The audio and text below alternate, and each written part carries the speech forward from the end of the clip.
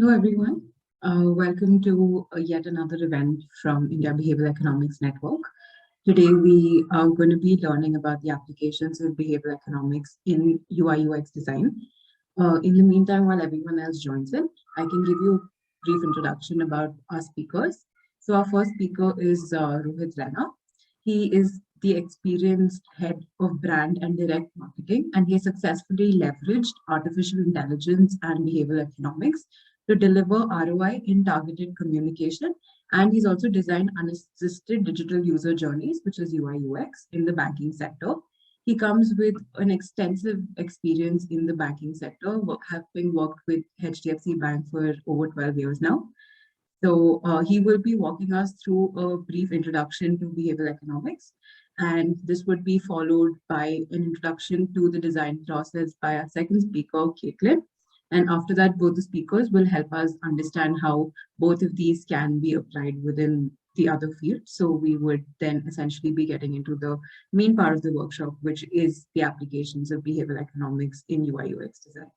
So just wanted to lay down a few rules before we start the workshop. Please try to keep your mics off for the entire duration. You can unmute yourself if in case there is any clarification you need during the presentation. But we have a Q&A round dedicated towards the end for half an hour to 40 minutes, where you can ask your questions to both the speakers and get all of them cleared. In addition, it would be really nice if you can keep your cameras on, just so that we all feel a little more engaged and can, understand where everyone is. This workshop itself is going to be very interactive, but the speakers have planned it in a way where there is a lot of participation from the audience as well. So there'll be a lot of surveys and polls coming up. So I really encourage all of y'all to participate and take back as much learning as y'all can. In case y'all have any concerns, anything, please feel free to drop me a message. And over to you, Rohit. Thank you, Bhavishi, and thank you, Indian Behavioural Economics Network, for inviting me to share my learning. I'm sure this platform brings so many enthusiasts together today, this evening. We'll all learn something new together about behavioral economics. So one small request, please note down your questions. And as Bhavishi said, we'll take it up in the third part of the workshop. And I would request you just listen me out like you're listening to a story. Don't worry about taking notes, because the way I'm going to tell you things, you will remember it. So don't bother about taking notes. It's all very practical and very simple to understand things. So shall we start? Great, guys. So I'll just share my screen and we start with the presentation.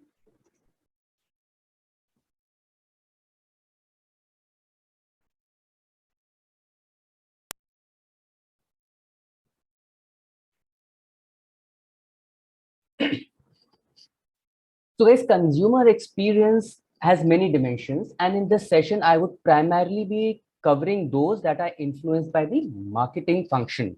And marketing touchpoint also happens to be the very first one that any new consumer interacts with a new brand.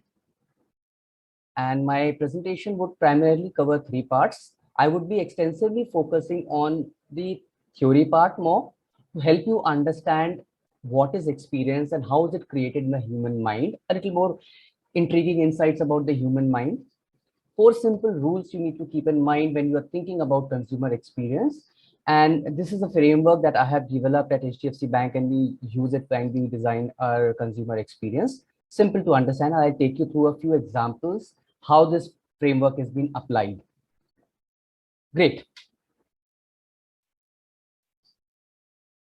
So guys, let's dissect from neuroscience lens what exactly is experience and why is it so important. So as Seth Godin in his book said, experience is all about, marketing is all about spreading ideas, and the one you hear from your close ones definitely makes you trust that brand or service more. It influences your present decision. It influences you talking positive about a brand, which influences your friends and social circle to try that brand. Take an example of 2 brands. Say one is Tim Tim Tara and other is say ABC brand. Both are new brands to you. Both are doing advertisement to you. But one of your friend comes and says, hey, last month only I bought goods worth 10,000 rupees on Tintin Tara. Do you know, one of the goods turned bad. I had no problem at all. They returned it without any hassle. Now, if you have to try the two brands, which one are you more likely to try? Both are doing equal amount of advertisement. It's sure going to be Tintin Tara. So that's what the power of experience is all about. Now, what exactly is experience and how is it created in the human mind? This particular quote by a Tibetan monk talks about it more from the act of self-initiated act lens, but understand, it is all about changing the direction of mind. Here he talks about self-initiated act to change the direction of mind as a marketeer using behavioral economics through an external influence. If we change the direction of a consumer's mind, we can make them experience things differently. Wondering how? Let's do a small experiment. All of you are with me? Great. I would request you to close your eyes and just listen to me what I am saying.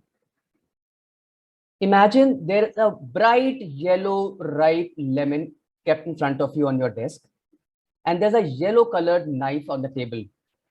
Pick up that knife, pick up that lemon, cut it into two pieces, and squeeze that lemon in a small bowl kept ahead of you. Pick up the other half of the lemon. Please squeeze it in the other, that lemon also in the bowl. Done that? Great. Now please lift that cup and sip that lemon juice. All of you have done that? Great. Can you share what did you experience?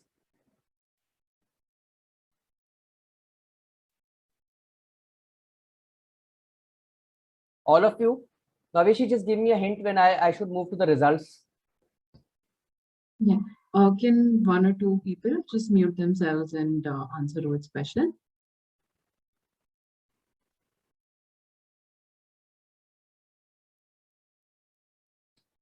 Great. Let's see what people have to say.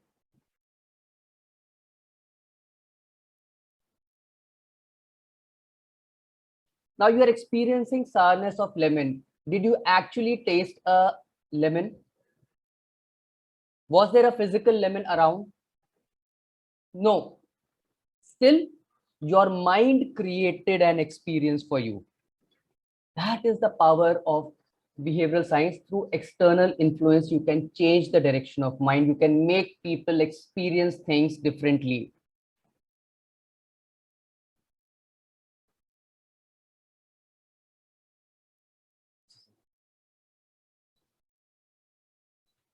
And that is what these famous, lovely brands of yours apply behavioral economics to make you feel. You really love Uber, you love Netflix, you love McDonald's, Amazon. They all use behavioral economics to create that experience for you. Lemonade happens to be the first insurance brand globally, which has appointed a CPO, Chief Persuasion Officer. Up till now, I had heard Chief Marketing Officer, then I heard Chief Marketing cum Technology Officer. Now it is Chief Marketing cum Technology cum Persuasion Officer. So the marketing chief is now donning multiple hats. And that's the new reality we have to live with now and get used to. Now let us understand some very, very basic. We are a product of evolution. Imagine if an organ which has evolved over millions of years, assuming it to be 100-year scale, the new brain has got only 10 years to evolve, and the old brain, we have got 100 years to evolve. Which brain would be more evolved? Evolution says more time to evolve, higher efficiency. That is what is in our brains. Our human mind has two brains. We call it elephant and Mahavat. We will be using the term elephant and Mahavat throughout the presentation to make it easy for you to understand. So basically, we are evolved from single cells to reptiles to mammals and then to humans. And that is where our mind has also evolved. So if you look at the neocortex is really, really big, which is the new logical brain, but it is very, very inefficient. The other brain is first was the reptile brain. On top of that, something new got developed, which was the limbic or the emotional mind, and then comes the analytical mind. So the point I'm trying to make here is the brain which has got larger amount of time to evolve, the elephant brain, is far more efficient in functioning, and Mahavat, which is the new brain, has got lesser time to evolve. And one very interesting thing you need to understand is that because neocortex or the new mind or the logical mind is recently developed, it doesn't control the muscles of your body. So if you have to move your hand, it is not the logical mind that makes it move. It is your elephant mind that makes it move. So treat it like this. If breathing as a function is controlled by the elephant brain, your Mahavat, the logical mind, can take a decision, okay, I want to hold the breath. But after some point of time, what will happen?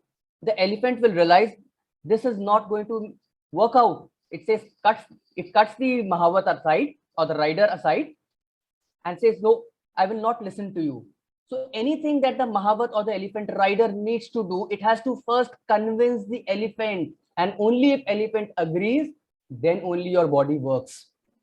It's like if you have to get some work done, you have to get your boss's approval. Your boss needs to be convinced, otherwise the boss will always overrule you.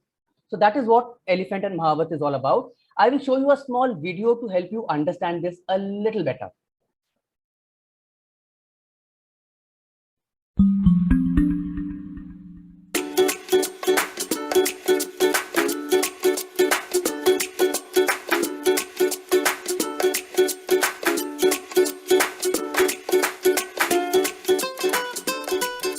Psychologists know that there are two systems in our brains, the rational system and the emotional system. Jonathan Haidt, who's a psychologist at NYU, came up with a great analogy for these two systems. He said, think of your brain as a human rider atop an elephant. The rider represents the rational system. That's the part of us that plans and problem solves. The rider might do some analyzing and decide, hey, I want to go that way. But it's the elephant, representing the emotional system, that provides the power for the journey. The rider can try to lead the elephant or drag the elephant, but if these two ever disagree, who would you bet on? The elephant has a 6-ton weight advantage, and it's exactly that power imbalance that makes adopting new behaviors very hard. If you want this duo to head a new direction, you also need to think about the path, which represents the external environment.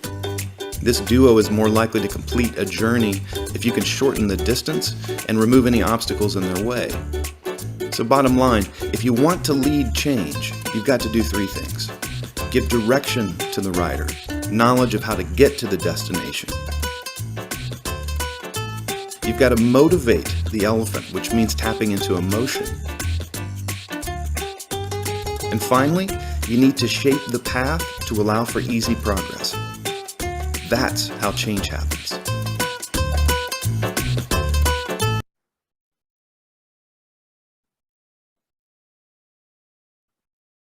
So guys, you understood how elephant and Mahavat interplay happens. Another slide I'll take you in detail. Now imagine neocortex or the Mahavat might say, hey, don't eat this piece of cake because you are diabetic. It isn't healthy. But elephant says, looks good, smells good. What will happen? The person will go and eat it. You cannot control, because if the elephant decides to do something, Mahavat cannot do anything. Now, another difference between the elephant and the Mahavat brain that comes is this. Elephant is a pre-language brain. It doesn't understand language. It only understands emotions. It is extremely fast in taking decisions. It is 24/7 active. Imagine walking through an aisle and you read your name written on the wall. Suddenly your attention goes there. It is the elephant brain which is constantly working. Even when you are sleeping, the elephant is walking. And 95% of your everyday tasks you do using the elephant brain, because you cannot afford to use your Mahavat or the logical or the rider brain more than 5% of the time during the day. It is 40 bits of information only it can process in a per second per unit of energy it can consume. So it's like, so what is the interplay between the two? Elephant 24/7 active. It only and only engages the Mahavat when it comes across a new situation which it doesn't understand. Two analogy I like to give here. You must have seen an elephant tied with a chain and it sticks there and doesn't move. While the chain is not stronger than the entire might of the elephant, but still the elephant believes that the chain is stronger than his might. Because when the elephant was a calf and it was caught, that time the chain was much stronger than his body weight. As a result, the elephant still believes that the chain is much, much stronger. Now coming to the next point, what does the rider do when the elephant goes on heat or on musk? It leaves the elephant in the wild to let it do what it wants. Because when the elephant is on heat or on musk, no logic works. And that is why brands which use behavioral science, brands like Apple, make you stand in 48 hours queue to buy the latest product, or you pay 30,000 rupees to buy a diesel jeans and you said, you know, I liked it. So it's like Mahavat doesn't know why the elephant has taken a decision, but if elephant has taken a decision, Mahavat will come up with some concocted logic to justify the action of the elephant. Have you guys watched the series called Designated Survivor on Netflix? There is this character called Seth, who's the press secretary of the Oval Office. The president keeps on taking decision and he has to creatively defend the decisions of the president in front of the press. That is what the role of the Mahavat is. Elephant is the president of the United States. They keep on taking decisions, but the Mahavat doesn't know why. It comes up, if you ask the Mahavat something, it will creatively come up with some kind of an excuse to say why this is right or why this is wrong. Imagine an elephant and a Mahavat walking through the jungle. Mahavat wants the elephant to go right, but the elephant wants to eat bananas, which is on the left. Which way do you think the journey will move, the right or the left? Of course, 6-ton weight, elephant wants to go left. It will not go right. Come what may, Mahavat may do. So that is where the power lies. So behavioral economics to me is all about ability to talk to the elephant, motivate the elephant and make things happen through the elephant mind. Unfortunately, most of us believe in logic and we try and talk to the Mahavat. Mahavat doesn't have power to take decisions. And that is where we fail to motivate people. We fail to make things happen. So another thing you need to understand. So I was jogging with my colleague in the park and suddenly my boss's phone came and my colleague picked up the call. His pace slowed down and then he went and sat on a bench. And the call went on and the discussion went on from 15-20 minutes. It was quite extensive. What do you think was happening? Which brain was in function? The elephant or the Mahavat when he was talking to the boss? It's logic. So it's Mahavat brain. That means it was consuming hell lot of an energy. Imagine in your house, if you can have 1 kilowatt of power and 2 devices is already consuming that power, you have to start a third device. What will you do? You have to shut down one of the devices. Then only you can adjust within that given power range. That is what my colleague Abhijit did. His brain said, look, it's boss's call. You have to listen to him. Stop jogging because I can't afford to spend energy. Because you are applying the conscious mind, which is consuming hell lot of an energy, you need to sit down, conserve energy and spend that energy there. Most of the time, when you try and talk to the conscious mind of the customer, the brain says, sorry, I don't want to spend too much of energy. Brain is very, very miser. It measures and spends energy very, very cautiously. As one of the behavioral economics expert, Daniel Kahneman, says, what swimming is to cats, thinking is to humans. They can do it, but they will not like to do it. If you have to go to a 5th floor, will you take the option of climbing the stairs, or you'll first prefer to go by the lift? Because our brain always functions from the lens of energy efficiency. It doesn't want to spend energy. And the reason for that is all our innate responses of elephant brain, because it's an evolutionary brain, works from the lens of survival and procreation. If I spend energy, I need to gain energy. If I have to gain energy, I need to go out hunting. If I have to go out hunting, I stand a risk being mauled by a tiger or killed by a leopard. That is why our brain always takes decision from survival and procreation lens. Must be wondering, but that's how our brain functions. And anything that you develop, whether it's a UX design, whether it's a communication, always look at it from the lens, is it easily understood by the elephant brain or not? If it is easily understood by elephant brain with least involvement of the Mahavat brain, good, you're home. One thing you need to understand is elephant brain with repeated exposures, past information, stores things. It doesn't work on new things. For any new situation that comes, it will always depend on the Mahavat brain. Example, when you start to learn how to drive a car, you struggle to understand where is the clutch, where is the brake. But after that, today when you drive your car to office, do you even think I have to take a left turn here or I have to take a right turn here? It all happens subconsciously.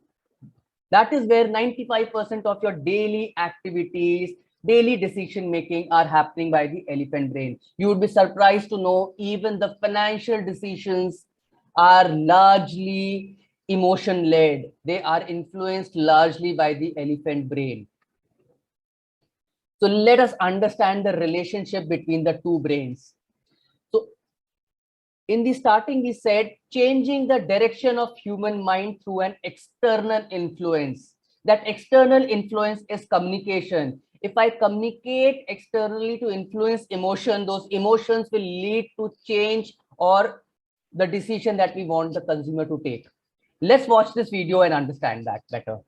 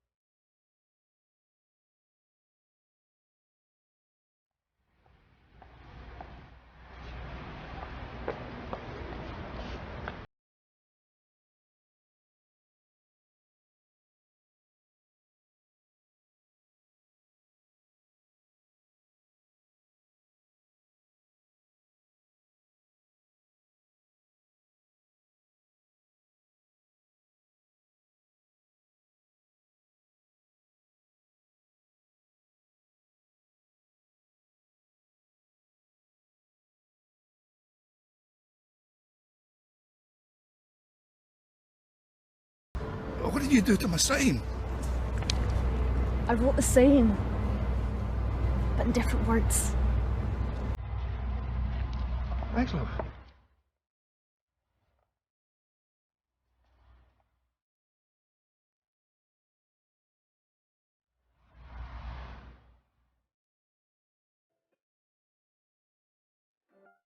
So guys, you can switch on your mic. I'm going to ask you this question.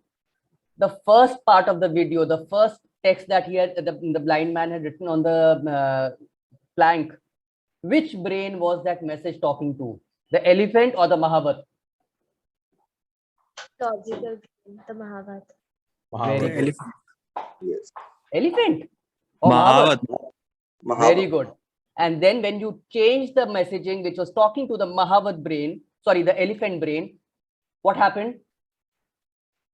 You change the direction of the human mind through an external influence. That was communication. And suddenly, a lot of empathy, care, concern came for that blind man, and everyone started giving him arms. Right? Till now, all of you are with me? Yep. Great. Yes. So, guys, you need to remember one thing.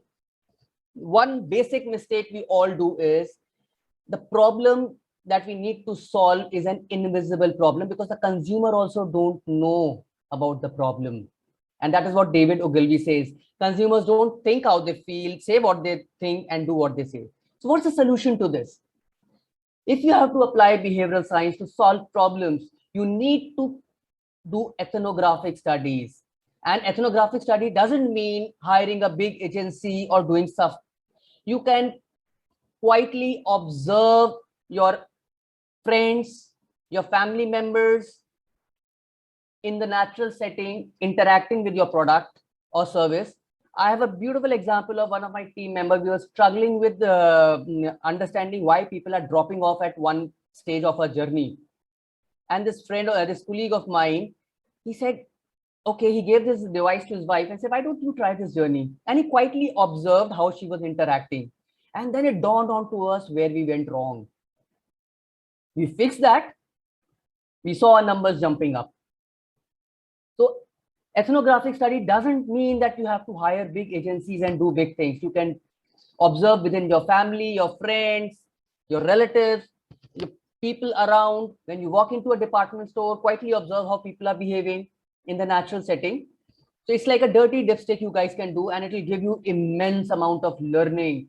Think how they behave, they act, because customer will never ever be able to articulate and tell you, because it is the elephant, and what elephant thinks and acts, the Mahavat doesn't know. So Mahavat cannot articulate and tell what is the exact problem. That is why in design thinking, they say it's the invisible problem. How to identify the invisible problem. Great. So now question to you, all of you, consumer experience, if you have to design, you will be designing for which brain? You can scan, or you can go to menti.com and use the code.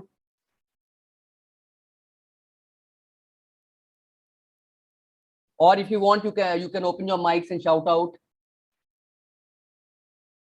Elephant. Elephant. Excellent. Great. So that all of you have understood the concept, the basics of behavioral economics. Very good. So now that you've understood which brain is the actual boss, it's not the logical brain that governs you, it's the subconscious, the elephant brain that actually governs you, because elephant brain controls the muscles of your body which moves you. So if you have to pick up an apple, it is the elephant brain that will say, hey, hand, move and pick up the apple. If you have to buy something, the elephant brain has to be convinced. Or if you don't want the customer to do something, the elephant brain needs to be convinced not to do that. So let's understand 4 cardinal insights. Context matters. Same thing might look good in a context A and might look bad in another context. Sago pudding versus sabudana kheer. Same thing, different names, but gives a different connotation. Have you ever seen, smart relationship managers in financial institutions? When they come to sell a product to you, they will ensure that your spouse is there with you when they discuss. Club Mahindra, have you ever been to their holidays? They purposefully set their resorts in a place where there is no internet connectivity, so that you're forced to spend time with your loved ones, with your family, and that is what the brand promise is all about. They are brands which actually offer you cold drinks so that your glucose level is high, because if there's a rational decision to be made, you need to have good energy levels. A tip to waiter is not the same as giving a tip to your spouse. The act is the same, but the contexts are different, right? Great. Dine in for two with a free wine is not the same as packaged meal for 10 pounds. Both are same. When I say dining date, dine in for two, suddenly your context becomes a dinner date and you do not focus on price comparison with a packaged meal. This is an advertisement in London of a packaged meal. Look at these two messages, the same error message, changing the context through positive framing. The first one, what kind of an emotion it generates to you. And the second one, thank you for your patience. For the security of your account, we allow money transfer. We are not saying we do not allow. A few more examples. Yeah. So we know that elephant brain can process 1 crore 10 lakh bits of information per second per unit of energy spent. And we know that our brain is conjuice, miser. It spends each bit of energy of your body very, very consciously. That is why as much of information you can process through the elephant brain, the chances of it being acted upon would be much, much higher. 7 bits of information is only 6 digits. Have you ever wondered there are certain brands which offer 8-digit OTP and it is such a pain to remember and input those OTPs? Because 8-bit of information is more than 40 bits. 8-digit OTP is more than the bits of information your logical brain can process. That is why you should not have more than 6-digit OTP, because up to 6-digit, your conscious brain, because it's a new piece of information, can easily understand. Now, it's all look at it from an energy efficiency lens. Lesser the effort to do something, elephant brain won't mind going and doing it. Just click on Google and move forward. Here is a classic case. Assuming the audience understand both Hindi and English. 5 ka dam versus 5 super deals.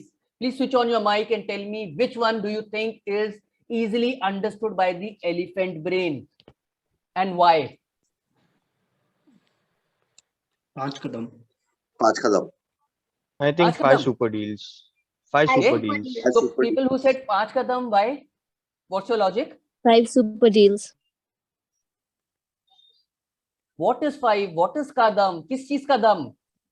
5 as an individual, pre-existing information, super, the elephant brain understands, deal, the elephant understands. There is no involvement of the Mahabad brain.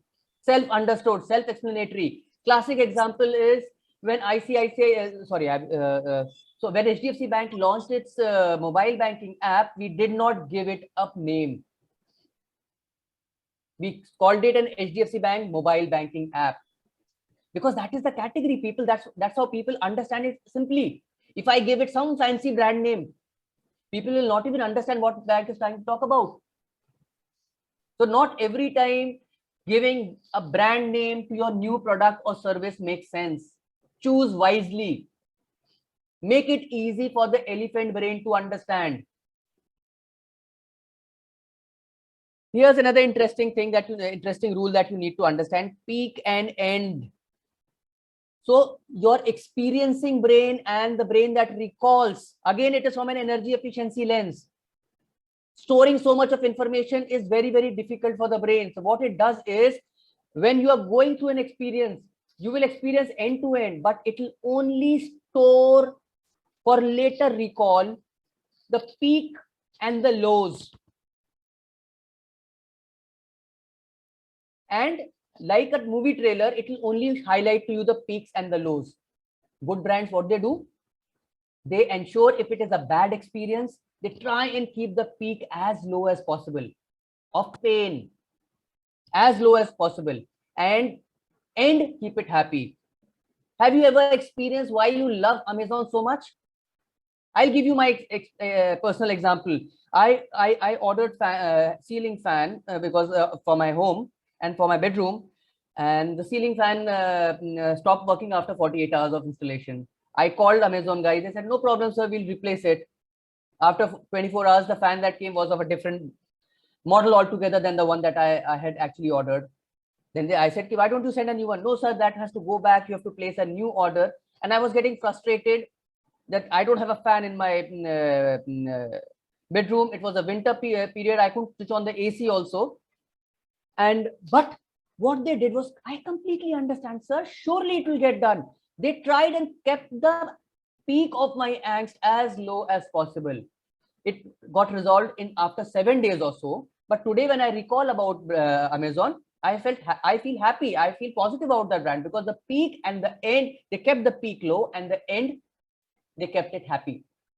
And if you're designing experiences, products, services, how can you do that? Here are a few examples. So if you're in a service, in a travel industry, which holiday package do you think will deliver more happier memories? Which one will have higher number of peaks?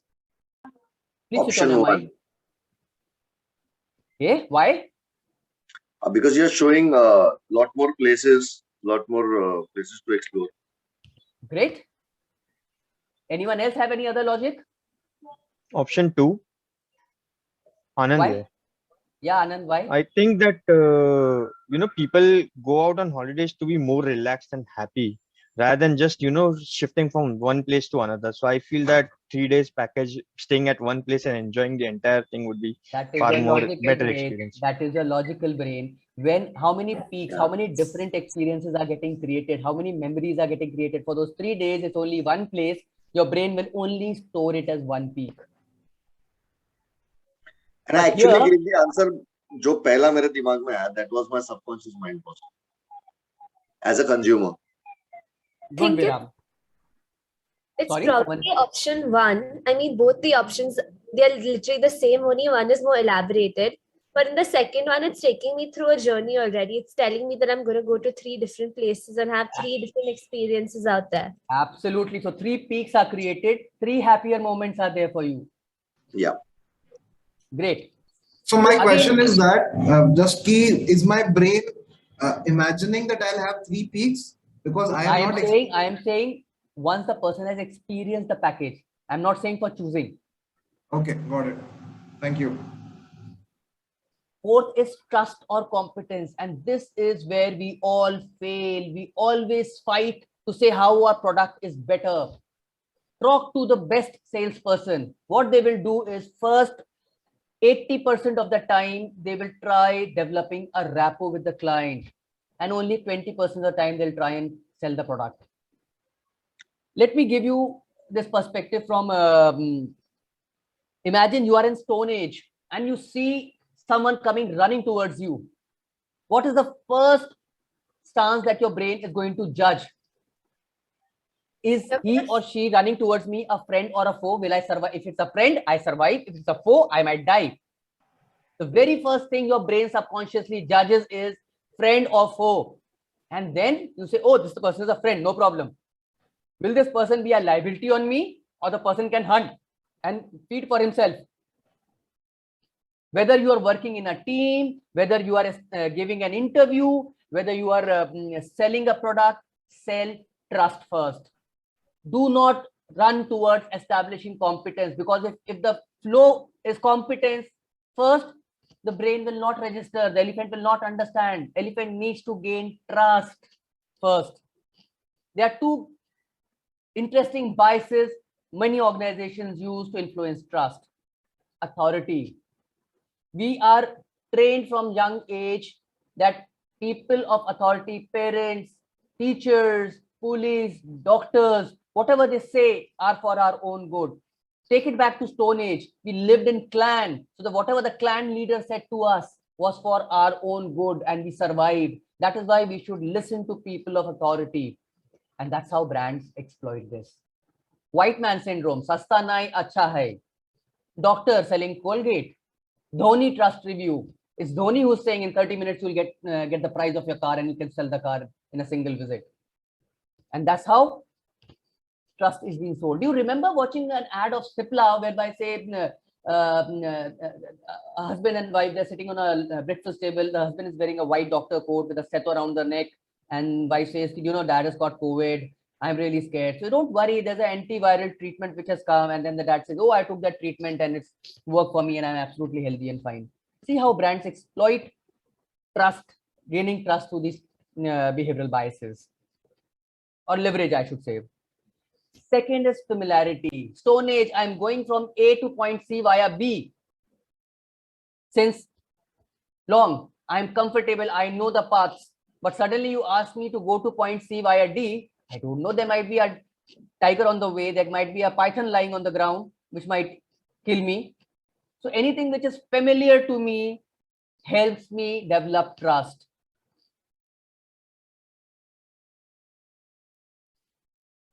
There's an interesting case. You must have read about Tupperware. Tupperware is a brand which was built through kitty parties in US. There used to be Tupperware kitty parties, whereby the trust of the kitty party host was used to translate into the brand trust and create more selling agents through the multi-chain marketing. So I'm now moving on to consumer Cde framework that we have developed. So let's understand what is Cde. Your brain always functions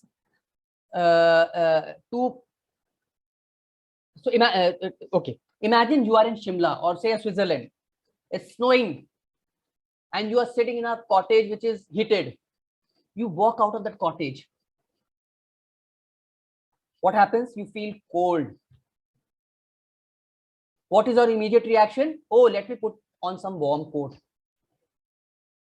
Great. You take a walk outside. Again, you step back into your cottage, which is heated. You suddenly start sweating.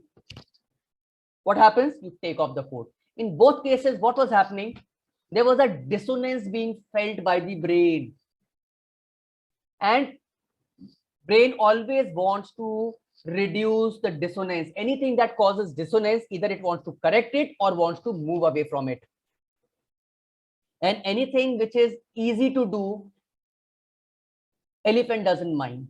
Do you know there's a 2019 cognitive research which says our elephant brain just takes 400 milliseconds, not even half a second, to decide if it wants to engage in a digital ad on a mobile or not. That is the processing speed of the elephant brain. Elephant brain takes 13 milliseconds to interpret an image, to infer an image, to see and refer to an image. That is the speed at which it works. So if you give anything which is easy for the elephant brain, it will not mind doing it.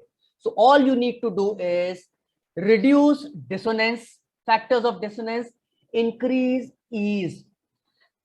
There's a detail, each of these points will require a lot of time for me to go through, but I will give you certain examples how this framework is being used. Elephant, you remember the chain is binded to its legs and it believes, harness beliefs, leverage default behavior. What do the elephant already knows? Because if we put anything new, it will be Mahavat brain. 5 kadam versus 5 super deals. Make it easy. Doesn't want to spend too much of energy. You are reducing the hassle factor. Easy to understand words. Words which have pre-established context for the elephant. 5 kadam, 5 super deals, right? Talk in a conversational tone, because when you talk in a conversational tone, even the written communication, it is verbalized in the mind, and the consumer and the elephant brain believes as if someone is talking to him, and it engages. The attention is far more higher. Reduce dissonance, make it intuitive. Does the person have to think hard what to do? Then they will not move forward. It is leading to dissonance.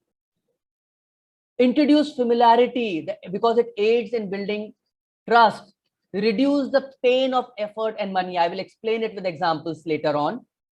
Offer perceived control. A smart mother knows that the kid doesn't like broccoli and chicken. What does she say? Baby, would you like to start with broccoli first or chicken?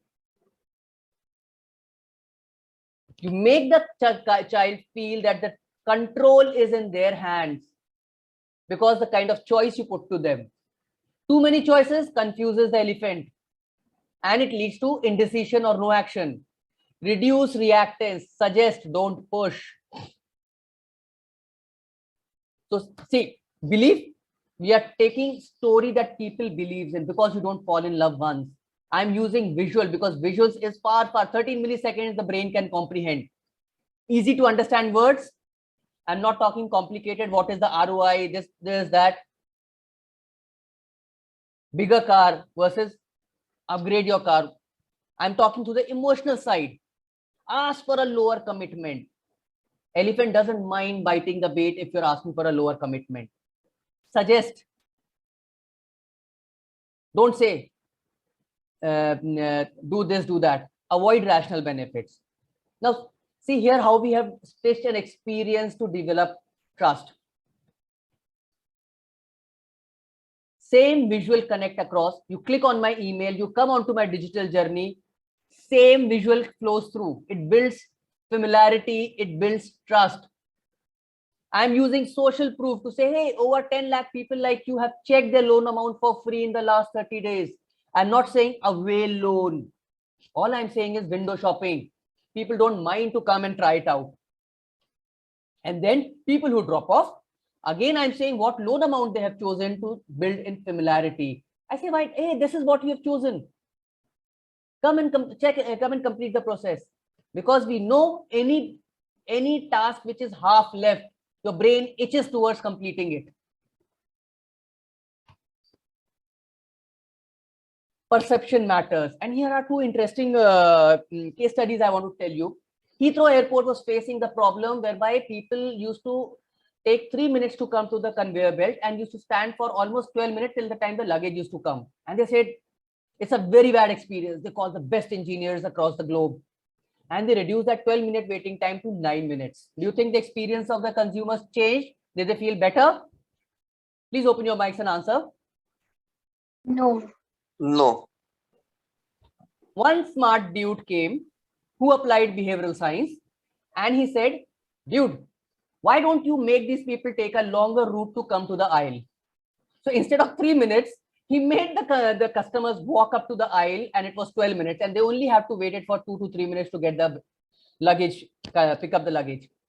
Without spending an extra penny, what happened to the consumer experience? Now did the consumer feel better? Yeah. Yes. Satisfaction score shot through the roof. So understand, it is all about changing the direction of mind through external factor, whether it is through context architecture or through communication that induces emotion and talk to the elephant brain. Another interesting case. I will not name the brand. This one of the top brands of India launched a fan for the rural market. They sold 1,000 fans to self-help groups in rural India, and after a month they went back and they got very bad repute. The people are not at all happy. No, your fan is not good, and this and that. And the engineers were really surprised. This is the best fan. It is better than the available fans in the market. What is the problem? Again, they were asking what is the problem. People were replying, giving a logical answer to something. Why did you buy a diesel jeans? No, the fabric is very good. Do you know the fit is very good? They were not able to articulate actually the elephant liked it. The reason was people in rural India, if you go to those larger events, you have fan with only 2 blades and it creates a lot of noise and a very high speed wind is thrown onto you. It creates those sound. This fan was quite silent. And that is why people felt, boss, this is not a good product. They downgraded their product to meet those parameters and relaunched it. Consumer satisfaction score went up. In Bangladesh, the fans that are sold are supposed to be really heavy and have to make a lot of noise. Cut. That is how they feel a fan should work. So it is all about what elephant believes. Play to the tune of the elephant. Make the elephant go on musk and the brand will rule the roost. Make it easy for login. Rohit, just one question. Is it okay to ask? I would request if you can take it up in the second half where we are taking all collective question and answers. Yeah, no worries. Thank you. Sure. Here, remembering the login ID and password versus we are giving them the last 4 digits of their credit card and asking them to fill in only their mobile number. We did one thing more. We started pre-populating the last 4 digits of the credit card. Only the mobile number were to be entered. Our login rates improved by 62%. 62% more people who are dropping off started logging in. We started giving them nudge. We know best decisions aren't easy to make. Lower commitment. Just check the loan amount. It will help you decide better. Social proof.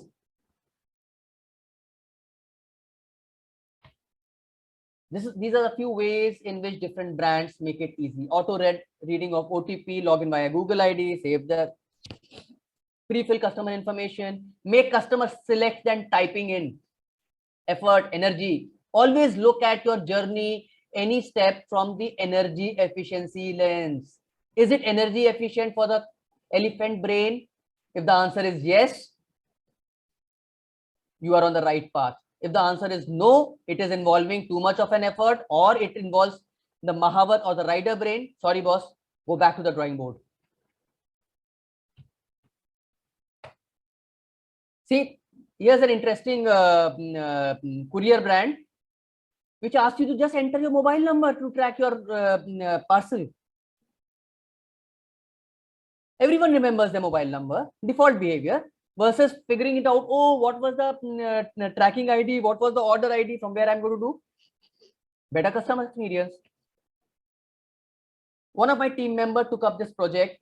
So we have over 60 million IVR calls. So if SMS doesn't deliver an OTP, we send an IVR based OTP. 60 million OTPs were being delivered a year, of which 50% calls were being picked up when the IVR calls used to go. Is it easy for you to recall this 6-digit OTP after hearing it in voice? No. No. This is what we did. And through Truecaller and Google, there were only 10 select numbers through which this was going. We named those numbers as HDFC Bank OTP. So when the call was coming, our people picking up the call rate went up drastically. Any which way 50% people are picking up the call. Now the number went up drastically because they know the OTP is coming. Make it easy. And we know that OTP is the lifeline of any digital ecosystem. Remember why 6-digit and not 8-digit OTPs? So next time if you see a brand giving you 8-digit OTP, you understand they do not understand consumer behavior. Here's an interesting study. I talked to you about that. My team member who did this dirty ethnographic study, he asked his wife to participate. That's what we recall. So in our app, the OTP are auto-read. This was a digital form on the website where we thought giving 6 boxes means people will know that 6 numbers are to be inputted. A lot of dropping was happening here. And when he observed his wife that actually she tried to copy paste the OTP from the SMS, we realized, oh, where we went wrong. So we changed the 6 boxes to 1 rectangular box. In that month alone, we got 18 crores of incremental unassisted sales in just one of our digital journeys. Imagine the number of journeys we have and the pan bank impact we would have had because of just a small intervention. Reactance. People were clicking here, middle of the journey. We suggested to them, hey, you want to refresh and start the journey? 78% of the people clicked no and continued. Our form completion rates improved drastically. Our relationship with money is very, very different. Paying by cash is not the same as paying by card. Parting your money in cash is pain. That is why if you make a consumer pay in advance, you are reducing the peak of the pain and you are making happier peaks. Club Mahindra, what they do is, whatever service you take during the stay, they club all together and they make you pay a day before or 3 hours before you leave. And when you are leaving, they give you a gift. For your kid, they give you something and blah, blah, blah. So the end, they try to make it really, really interesting. Netflix makes you auto pay via credit card because they don't want you to experience the pain of paying. Now that Netflix has reduced the price, whereas it was 700, 800 earlier, it was quite costly. So automatically from your credit card, it gets paid. You don't feel the pain. When I give my Honda car for servicing, I have an experience now. By design, probably they give me an estimate which is 10 to 15% higher than the actual bill I pay. So in my mind, my anchoring is, oh, my bill is going to come 25,000 rupees. But when I actually go and pay, oh, it's only 22,000. What happens? The peak of happiness has been created. Netflix, what it does, so many choices, confusing a customer, they make it limit per view, recommended items, social rating, categorize, top 10 shows in India, thriller, romantic. Maybe you can categorize if you're giving too many options to the consumers. So last slide, I'm ending now. Behavioral economics helps UI UX by making energy efficient design and journey. Means something that is easily understood and acted upon by the elephant brain with the least involvement of Mahavar. And you use behavioral biases as a motivation to get the elephant on musk. We know when the elephant goes on musk or on heat, the Mahavat leaves the elephant in the wild to do what it wants. That is why people stand in queue to buy an Apple gadget, standing 48 hours in queue, or buy a 30,000 rupees worth of diesel jeans and feel happy about it. So question and answer we'll take last. Guys, if you can just scan the QR code and give me feedback. Over to Bhaveshi. Thank you so much, Rohit. That was genuinely a very informative presentation, and I'm very sure that all of us have learned a lot from your presentation. So thank you once again for that. Guys, like I mentioned, Rohit will be taking Q&A right after Caitlin's presentation towards the end. So now I would like to welcome Caitlin. So a little introduction about her. She's a behavioral designer and UX researcher at LinkedIn with a master's in behavioral science from the London School of Economics. She has a background in innovation consulting and a career spent at tech startups around the world. She merges her experience launching new digital businesses with behavioral science principles to improve the experience and impact of products in our day-to-day lives. We're very, very glad to have Caitlin here. So over to Caitlin for her presentation. Thank you very much, and good evening, everyone. I will have, can I share my screen? There we go. Thanks, Rohit. Also, let's launch the poll. So Rohit, amazing. Thank you for that incredible presentation.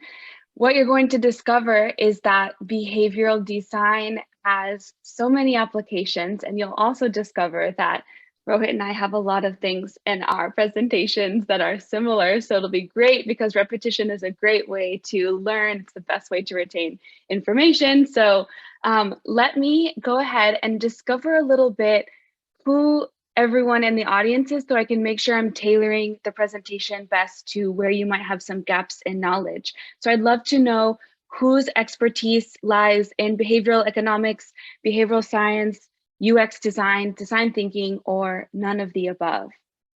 Oh, you have it in a Menti. Very official over here. I have never, in all of my time giving workshops and classes, have yet to get Menti to work for me. So this is incredible. Let's see.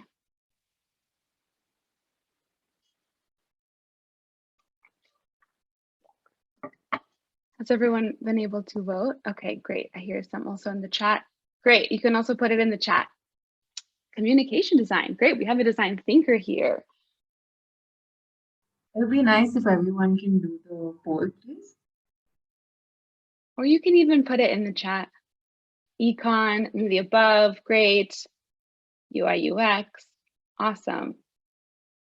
UX, great. Hello, my fellow UX, UI folks. Oh, we've got someone who's already doing both, some research. Okay, cool.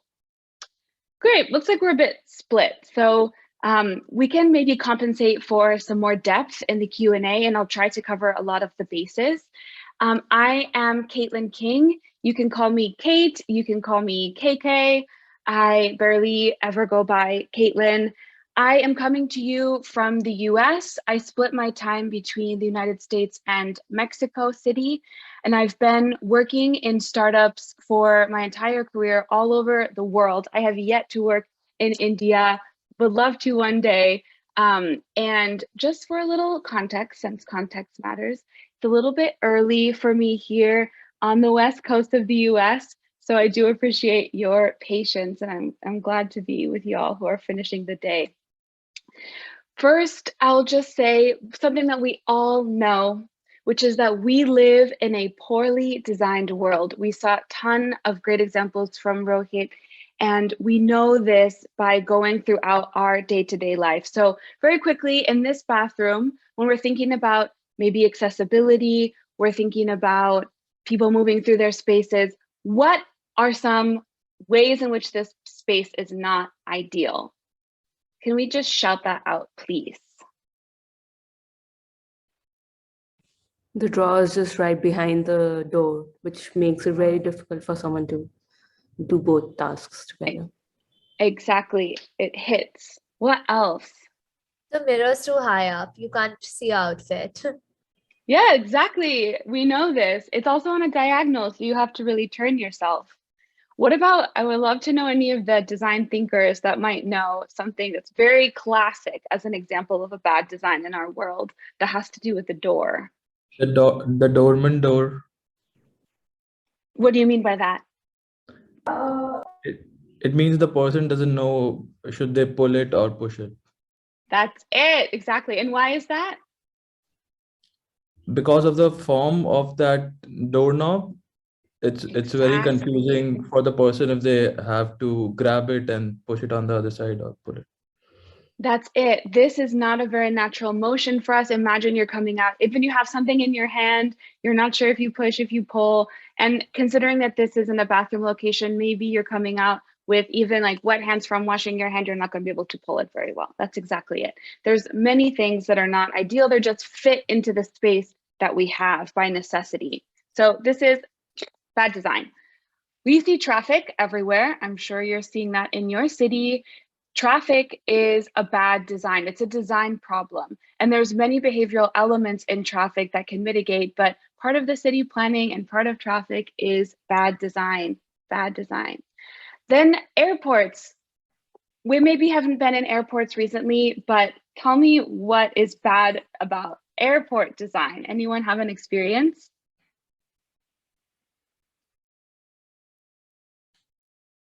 I feel like everyone has an experience of a bad design in an airport. Oi.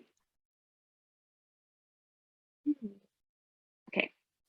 Oftentimes, the gates are not ordered in a chronological way that makes sense. You have to go from gate 1 to gate 50 and they're next to each other, or sometimes things are in completely random spaces. A lot of the things that make it difficult to move around in the space have to do with things that are not intuitive to us. So once again, bad design. Oftentimes, as designers, as innovators, we might fall in love with technology. This is an example of a juicer that got a lot of buzz back in the day. The idea was that you would get a bag of juice prepackaged and you would put it in this machine and it would juice for you. This is very California, very Silicon Valley. They got very excited about this technology of the juice, but in reality, you could actually squeeze it out faster from this package just with your hand versus the machine, which took longer, was much more cumbersome. And so sometimes we fall in love with technology that's still bad design because we get really excited about the solution, but it can still be bad design. So what we're trying to do is consider the whole gamut of the human experience when designing our services or our products. And specifically, we'll be looking at things that exist in analogous context and also digital context, and then deep dive a little bit more where UX UI focuses primarily, especially where I focus, which is in digital environments. But first, we are going to do a little warm up. So what I want you to do is close your eyes. And you're just going to begin to take some deep breaths. You're gonna get comfortable in your seat. Feel the feet on the floor, wherever you have your feet. And you're just going to listen to this list of words. Just listening. Here it goes. Dream, bed, night, mattress, snooze, sheet, nod, tired, night, artichoke, insomnia, doze, blanket, night, alarm, nap, snore, pillow. Take a big inhale, keep the eyes closed. Here goes that list again. Dream, bed, night, mattress, snooze, sheet, nod, night, artichoke, insomnia, doze, blanket, night, alarm, nap, snore, pillow. And here it goes one more time, just listening to the list. Dream, bed, night, mattress, snooze, sheet, nod, tired, night, artichoke, insomnia, doze, blanket, night, alarm, nap, snore, pillow. Okay, you can slowly open your eyes. Maybe it's a little bit too close to bedtime for you all to be hearing this list, but let's use our emojis in the reactions of the Zoom. Please give me a little wave or a thumbs up if you remember hearing the words dream and pillow. Let's see what we got. Yes. Yes. Okay. I see Urmi. Urmi, tell us, why do you think you remember dream and pillow? Or I see anyone? Was the first word, so that just stuck. Yeah. That's right. Dream and pillow were the first and last. Yeah. This is primacy and recency. Exactly. Yeah, those are the easiest. Those bookmarked our words list. Okay. And then let's do another reaction. If you remember the word artichoke. Eso, a ver. Varun, why do you think about artichoke there? Broke the immersion, you say. That's right. Artichoke. Why do we remember artichoke? It doesn't go with the general theme. That's right, Sanjana. So that's exactly it. In our brains, we create these links between common themes.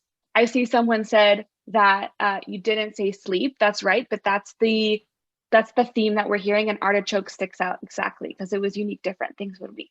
Okay, now raise your hands if you recall the word night or do a little reaction. Okay, Aditi. Twice. All right. That was Say it again. It was the only word which was there twice. That's right. Repetition effect. That's it. Okay, you guys already know. You really are getting all of this right. That's exactly it. Okay, and then last, let's see. This is exactly it. Do you remember the word sleep? Even though I already told you that I didn't say it, a lot of times we will think that we heard sleep because that's the theme of night. Although I say some of you were not fooled. That's it. So once again, just drawing the attention that as much as we can know our behavioral econ and behavioral science realities about how faulty our memory is, how tricky our brain is, we can still get fooled. None of us are above it, including us experts. Let's go back here and just review. Oops. For some reason, I cannot see that. Hold on a second. Okay, gonna go back to share my screen. And as we saw in that activity, that repetition helps us remember things. Let's repeat and go through things. 4 things that I consider when I design human experiences. I'm looking at behavioral science principles that are defined as the intersection of economics and psychology. The first one is people are fundamentally irrational. We see this from Dan Ariely in his book, predictably irrational. We say people are irrational, but predictably so. This means there are patterns, just like in our warm-up, that we're looking for across folks' behavior to identify how the irrationality is mapped.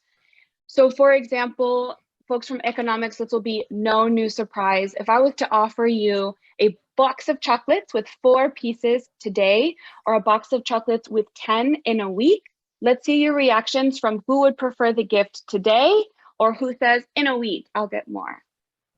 Oh, I love it. Charmy, I can see you. In a week. You're gonna wait. Let's see what other folks say. Okay, Charmy, why do you want to wait? I mean, if it was a small difference, then I take it today, but I can see there are like, it's almost like 4 times the size of chocolates that I'm gonna get later on. Okay, great. Yeah. Great. And then I see Jennifer is saying today. Jennifer, why do you say today? I just want those chocolates now. I don't know how I'll feel after a week. That's right. That's right. So the most common answer in this is today, because it's certain, it's something that we don't have to wait for. We're really pretty bad at knowing what a week might mean. Let's switch it up. What about you get 4 chocolates in a year, and then you get 10 chocolates in 1 year and 1 week? Now, where does your preference lie? Definitely 1 year, 1 week. Okay, why is that? Because this span anyways is 1 year, so 1 week more wouldn't matter that much. Yep, that's right. So you think, well, I'm gonna wait a year, I might as well wait a week and get more chocolates, no problem. Okay, great. So we put these all together, we see that our preferences for the majority often lie in today and then a year and a week, but you look at the time differences and the week is the same. This is easy to use with chocolates. Think about this in terms of monetary amounts or bonuses, rewards. We see the same patterns. This is not rational. Why would you wait?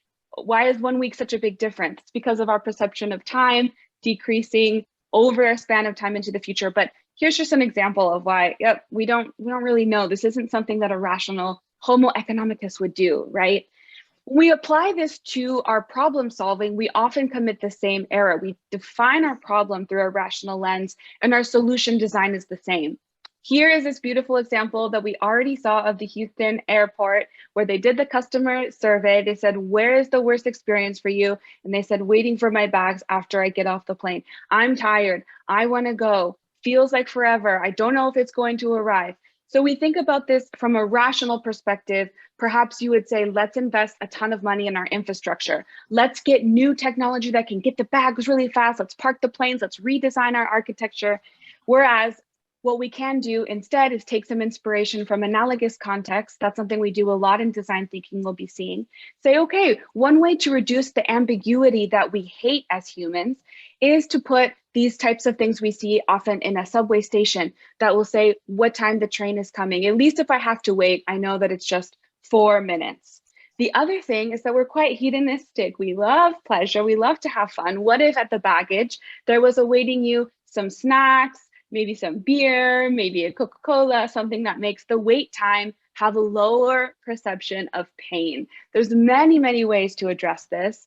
And like was already mentioned, how they ended up doing it is to change people's perception of how long they were waiting by making them walk more. Give them something to do in the meantime. They show up, it's 5 minutes to wait for the bag, satisfaction goes up. That's a pretty irrational thing to say that's going to work, but yet it did. Next is this, context matters. Once again, things aren't what they are what we think they are. This is Rory Sutherland, who founded the behavioral science of Ogilvy, a big marketing firm. Definitely recommend him and his talks, very entertaining. This is it. So this is very different for us to receive 100, let's say euro, when we have €0 versus receiving 100 euro when we have €1,000,000. It feels different. It's the same amount of money, feels different. If I was to say, this is your house, it's in this cozy neighborhood, you have 3 bedrooms, 2 baths, and all of the neighbors have a similar house, you'd be pretty happy. It's super great. Yeah, this is an amazing home. If this person moved in across the street and built this huge mansion, your happiness, your satisfaction would go down, because now the point of reference has definitely shifted. Same thing with marketing messages. Which would you prefer to purchase? The frozen yogurt that contains 20% fat or the frozen yogurt that's 80% fat-free? We know these are exactly the same, but in the stores, you'll see the fat-free that's emphasizing this. So this is really important for me as a researcher when I'm going out and doing those ethnographic studies that Rohit mentioned, or when I'm looking at some user research. Design thinking, oftentimes, this is an illustration straight from IDEO. They want to know what people say, what people think, what people do, what people feel. You're trying to understand not just the vision, the things that are visible, but invisible as well. But when context matters, behavioral science comes in and says, there's a lot of other factors outside of this that we also need to understand when we're researching. We need to know those contexts, those reference points. Who are they comparing themselves to? Where the uncertainties are, what type of biases are impacting our users, and especially the environment. This is especially important when we're thinking about design, because all of these factors are going to contribute. The third principle is that the human brain is lazy. We know this. We've got our System 1 and System 2 thinking by Daniel Kahneman and Amos Tversky, very, very classic, these founders of behavioral science. 95% of our day, we're going through in an automatic, unconscious way of thinking. This can be one type, maybe, I'm not sure if this is the elephant brain. I think it is, right, Rohit, that this is going to be the automatic pilot. System 2 is the rational thinking. That means it takes effort, it's slow, it's logical, it's lazy. The sense that it's lazy, why is it lazy? It's because it doesn't like to get activated very much. For example,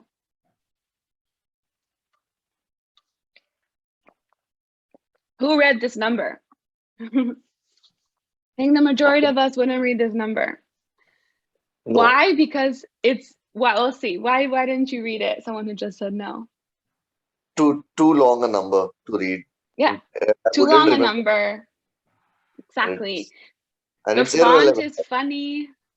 Like, it's hard. They're not all the same. It's not easy to read the text. Yeah, we don't do this. The brain is like, why would I do this? I don't need to waste energy on this. This isn't important, right?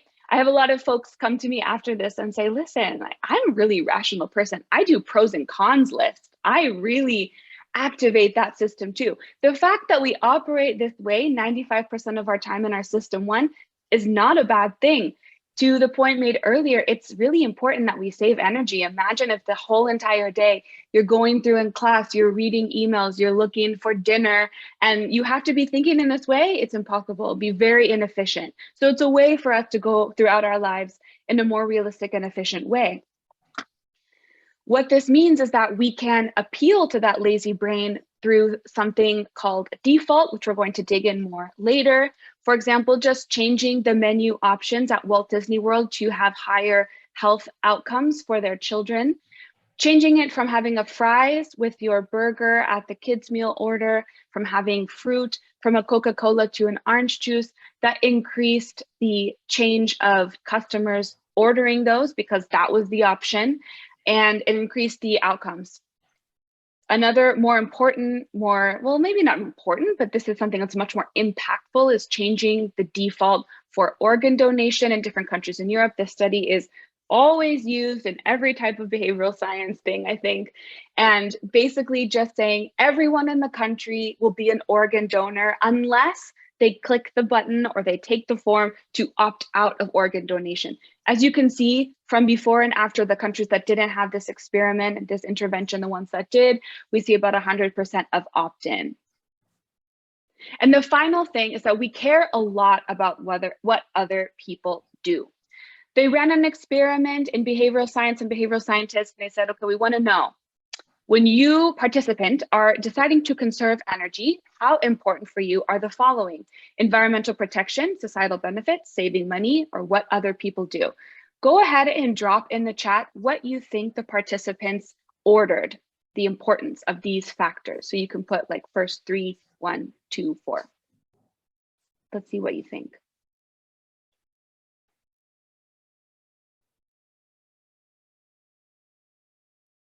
No one? I'm not seeing anything in the chat. All right, there we go. 4, 2, 3, 1. Okay, 1, 2, 3, 4. 1 is first. 1, 2, 3, 4. 4. Okay, we've got mostly starting with 1s and 2s and 3s. Okay, great. Now I'm seeing a bunch. Okay, great guesses. So the expected preference was, as some of you mentioned, that people would prefer to think about the environment protection, societal benefits, saving money, and what other people do. But no surprise to us, the actual preferences when they went out and ran the experiment was the complete inverse. The most important thing that people considered when they decided to conserve energy was what other people did. We can see this in O-Power, another very common example in behavioral science, where they took the bill that you would get for your energy consumption for your flat or your home, and they compared you to neighbors to see how you were doing.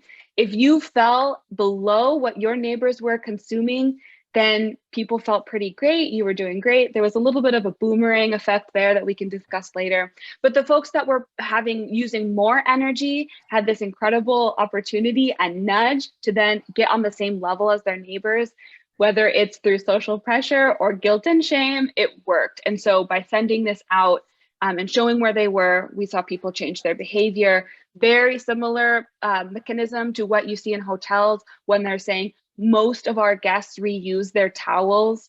They're not trying to appeal to the environment deserves our respect. They didn't care, people didn't care that the environment deserved respect. They care what other people are doing. I saw this on Richard Thaler's Twitter, and I also thought it was great. He's another behavioral economist you all probably know, behavioral scientist.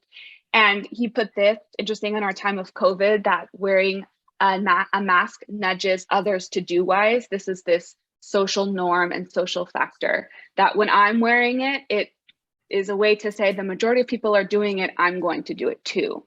Much more effective than any other type of public policy that we have seen. So what we're trying to do in all of this is go from rational to irrational and get some impactful solutions. So we have our 4 principles that we know. People are irrational, context matters, the brain is lazy, and we care what others think and what others do. So how do we put this into practice? Now let's move into behavioral design. Behavioral design means many things to many different people. For these purposes, I'm going to see it as a match between behavioral science and then UX design. Behavioral design for these purposes, again, for me, is using visual and perceptual elements of behavioral science to counter our biases in design or in decision making. This is because we are bombarded constantly with distractions, with things that are poorly designed, with a lot of loud noises around us in our world. As behavioral designers, we can pave a clear path for the user to obtain beneficial results. There's a lot of talk about how liberal paternalism plays into this. What about manipulating behavior? What about forcing a change? And we can have that conversation later. I like to think of it as helping the user get what they want already. You can't change a behavior. You can't make someone do something that they don't want unless they want it a little bit, that you'll see in a lot of other thinking. But I like to think about it as doing something good for our user. This aligns very much with design thinking. Let's see about what design thinking is. Design thinking is similar. It's a method for creating solutions informed by human behavior and intuition. It's a guide to understanding and defining problems. Let's see a little bit what this might mean. There's a method. This is a very common method in design thinking. Just like behavioral design, there's many ways to approach it. Here's a way that I have used for my career. When I was using this, specifically in Mexico, doing different innovation consultings, accelerating startups, I realized that this was only getting me so far. We're going to learn about that limitation in a moment, but this is what we're trying to do in design thinking, between desirability, viability, and feasibility. Although I would say they tend to center more, design thinking tends to really hone in on that desirability piece.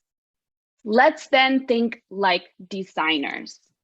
First, creative confidence. This is a whole term coined by David Kelly, the founder of IDEO. This is an example of creative confidence that I love, although speaking of environment, I know it uses a lot of plastic for a fruit that already has its own packaging, but this was created by some engineers at a supermarket who, well, now they weren't even engineers. They were working in the supermarket, and they kept having to throw away bananas that getting too ripe. And they would see that the green bananas would sit on the shelf at the supermarket for way too long. So they said, why don't we make a thing that has a gradient so that the banana will be ripe 1 per day. We can sell it like that. These were not designers that created this solution in Korea. These were not engineers. They were people that were stocking the shelves, and they had the creative competence to think, how can we solve this issue and reduce food waste? The other thing really important to think like a designer is to have that empathy with users. I'll give you an example from a past project. I worked at an eye clinic in Mexico. Actually, it's based on the model of IBEN that's in India. And we were helping our patients who were often elderly get cataract surgery at an accessible price. We did a design thinking sprint.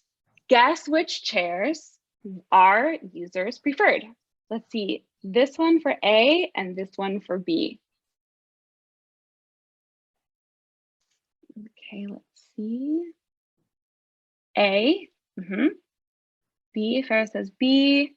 We got some A's. Why do you think A? Varun or anyone? I guess it's the most commonly seen chair. That's why people are looking at A. Yep. And then Ana Gabriela, B. Why B? Or Divya, Pinky, anyone? I think it would be A, because if they're old people, they usually need support to get up. You need some sort of support to sit and get up, that's why. Okay. And who says B? I see Varun says A looks comfortable. Okay. So actually the ergonomic issue was something that came up quite a bit. A looks sexy. Let me tell you that we redid our entire clinics and we put an A. We were very excited to go from these chairs that looked a little bit more jankety, old, they made of plastic. We let's get the steel. These look cool. These look nice. And in fact, our clients, our participants, our patients preferred B. The context was that the A chair has this I can't even imitate it, but you know, it has the curve. So it's really hard for the folks to get up that are elderly after that because they're really sinking down. For our younger patients, it wasn't an issue, but the majority were quite old.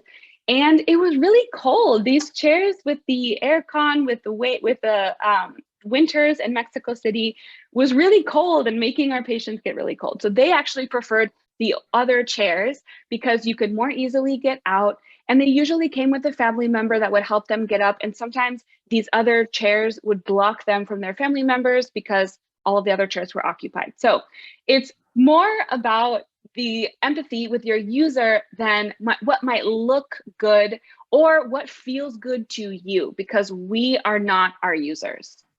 Farah, old knows. Yeah, even young knows.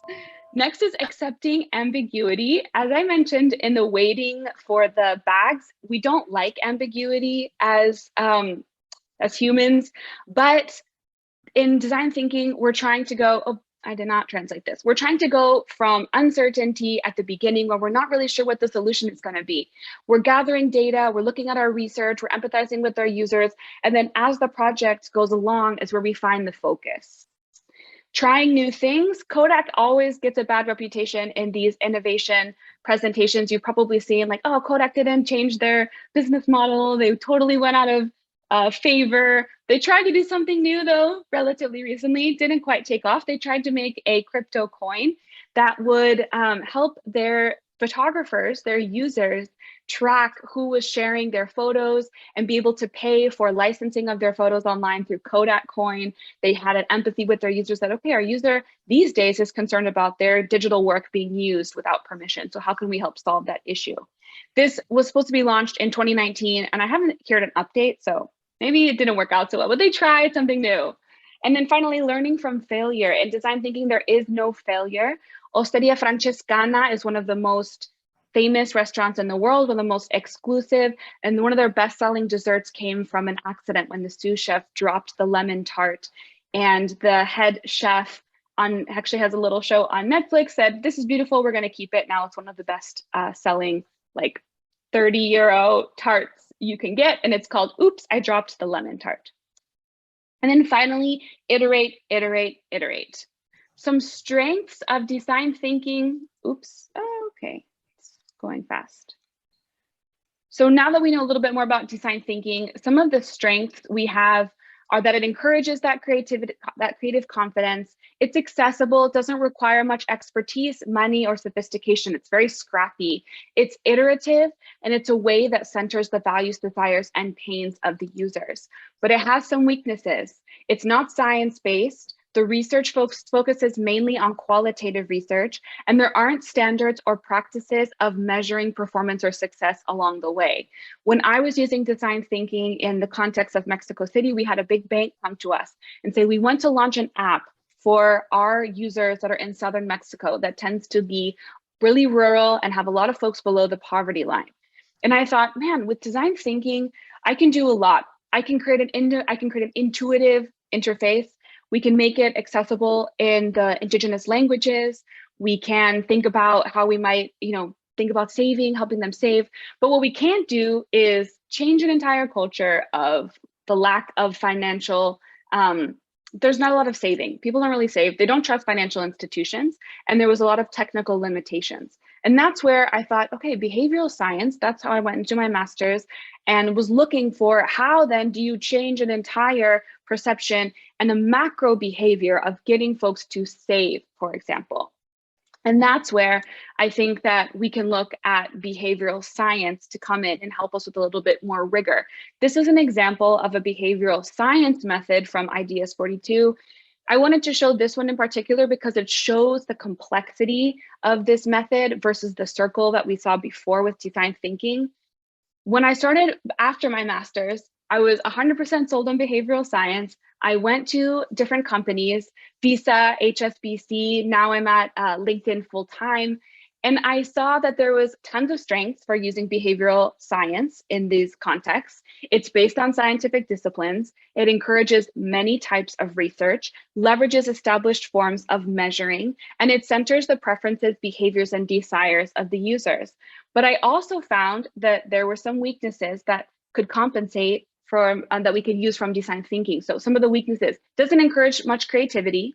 It's not easily accessible. So when I went out and started teaching behavioral science to different students in Mexico, I realized that it requires this precision of research and analysis that is not particularly apt for scrappy startup environments. I went back to the folks I was working with in Mexico City, back to these accelerators, and they were like, well, this seems like really hard for us to do. How are we gonna do this on our own? And then finally, it doesn't take advantage of iterations. When you're thinking about designing an experiment, you're not getting information from your users, going back, changing it, going back. The point is that it's a linear method, partially because it's of the scientific method. These are great for an academic context and many others, but I found that combining them created the magic that is behavioral design for me. So first, with that research, we've got a mixed methods. I use all types. For example, I used this again, I didn't get a chance to translate all of it, but it can go from quantitative to qualitative and looking at attitudes and behaviors. There's all types of things that we can do now, from literature reviews to focus groups, to observations, applied empathy, to digital ethnography and interviews. I use a whole gamut now that some might be more from the design thinking in UX and some might be more from behavioral science. So for example, we'll use that type of research. I'll get into defining the problem, and then I'll frame it with some of these frameworks from behavioral science, like a B-map from BJ Fogg, the 3 Bs from Irrational Labs, COMBI, tons of those. Those really help me say, not just what might the problem be, but also put this in this context of the rigorous side of behavioral science.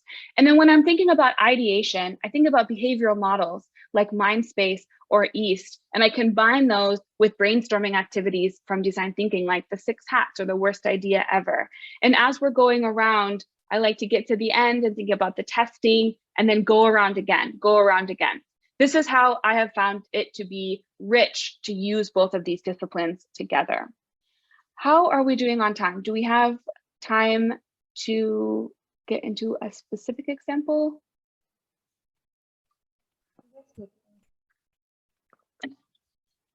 I'm a little bit messed up on actually what time it's supposed to end. We have time. Okay. So one of the things that you'll see in so many behavioral science and psychology contexts is that there's a ton of biases, how you're supposed to know everything. Sometimes when in my master's, I would think like you can make up a name and it's a bias, like, oh, the thirsty bias, or I mean, just everything feels like a bias. So something that I like to do to center that, that comes from where I studied is MindSpace, which is just an acronym to help you remember different forms of nudges, most that have been proven to work across many contexts and industries. And what we're going to look at today is defaults. Why? Because defaults work. So do you all know how to use the annotation function on Zoom? You go up to the top and you're going to see the drop down. It's going to say annotate, and there's stamps and drawing that you can do. You can find that. Why don't you go ahead and write on where you think you find the default. Great. The context here is that you open Amazon, you want to get some toilet paper, and this is the screen that you're getting. I see a check mark. Good job. Who did that? You already are annotation pro. Where else might we see default on this screen? Okay. Great. Oh, I see. Now I can see the names. Pinky puts there. Aditi, Sandhya. You'll really have to excuse. I'm probably mispronouncing everyone's name. I do apologize. Okay. Interesting. So for the person who put the subscribe and save blue check, also look at the social norms. Everyone did a check. You could do any shape and everyone did a check. Why the subscribe and save blue check? I put that because it automatically is setting a default that you're going to keep buying it again and again. It's like a recurring purchase. So yeah. Exactly. Yes. That's it. And then I think the green check for delivering every 1 month, that could definitely be a default. I don't know who put the green check. And I see a red check over here. I'm not really sure what that one could be. Anyone want to say why they put their mark? That's okay about the line. It's annoying actually, because after you do the annotation, then you have to go back and change it to your mouse, or else you're just drawing everywhere. Great. So yes, let's just say the subscribe and save, what Amazon is doing is saying, instead of you buying one time, you're going to buy over and over, and you're going to buy every month. And so I don't know if this has happened to you, but I did this one time, and then what do you know, but I have much frequently arriving toilet paper from Amazon. Defaults are one of the most effective nudges across contexts. In fact, the study of a meta-analysis of choice interventions came out in January. And once again, guess what came up as the most effective?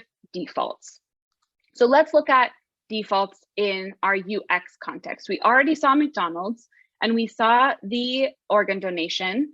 There's also a case study in the wild of a natural field experiment about a social security choice where folks were given the option to switch in the US, and then 95% didn't, even if it meant they were going to have to, the US, I don't even understand all of the social security, honestly, but it meant that they were going to have to be very inconvenienced by switching to a completely random provider and plan. And even this didn't incentivize them to change. Why then do defaults work? Let's go back to these principles of behavioral science. Let's go back to how our brain works and think, why might these work? Does anyone have an idea? I think defaults work because opting in versus opting out takes cognitive effort. So I think that's why I would see defaults working. Definitely. That's exactly one. And too many choices can overwhelm users as well. Yep, Making that's too many it. decisions. Yes, choice overload, saves energy, system 1, status quo. Yep, all the same. We love it. Yes. Another thing, we've got our system 1. It's the easiest thing to do. Don't have to worry about too much choice. We also have a messenger effect that's working. That's actually the M of Mindspace. Yikes, this thing goes crazy sometimes. Okay. And it's basically what we see as an endorsement from the institution that provides it. So if the default from Amazon is to buy it every month, maybe we don't trust Amazon that much, but maybe we trust the US government to give us the social security we're supposed to have. So we say, okay, great, we trust that. And the endowment effect, economists, what's the endowment effect?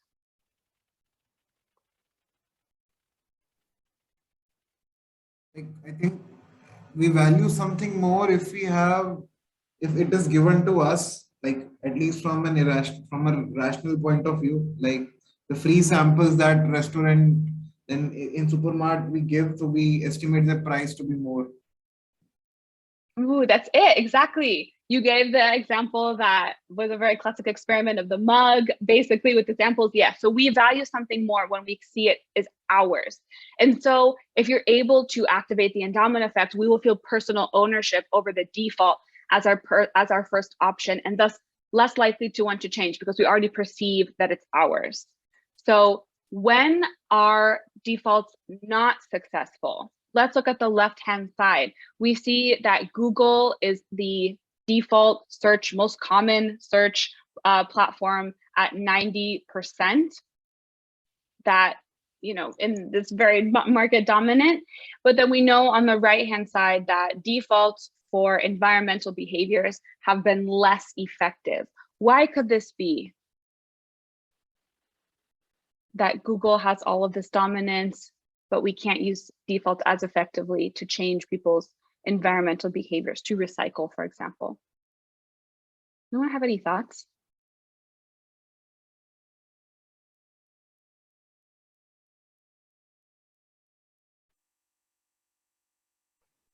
No. It's not easy to recycle, but it's very convenient to just use Google. Okay, there's a level of convenience. That could be it. The other thing that's really important is that most people don't care that much what their search engine is. Most people, they open up their phone, they open up their computer, whatever comes up, they will use. Google is the default in a lot of contexts, a lot of operating systems. And we're like, all right, that's fine. Maybe someone who is a developer, someone who cares about data protection, they might change it, but most people don't really care.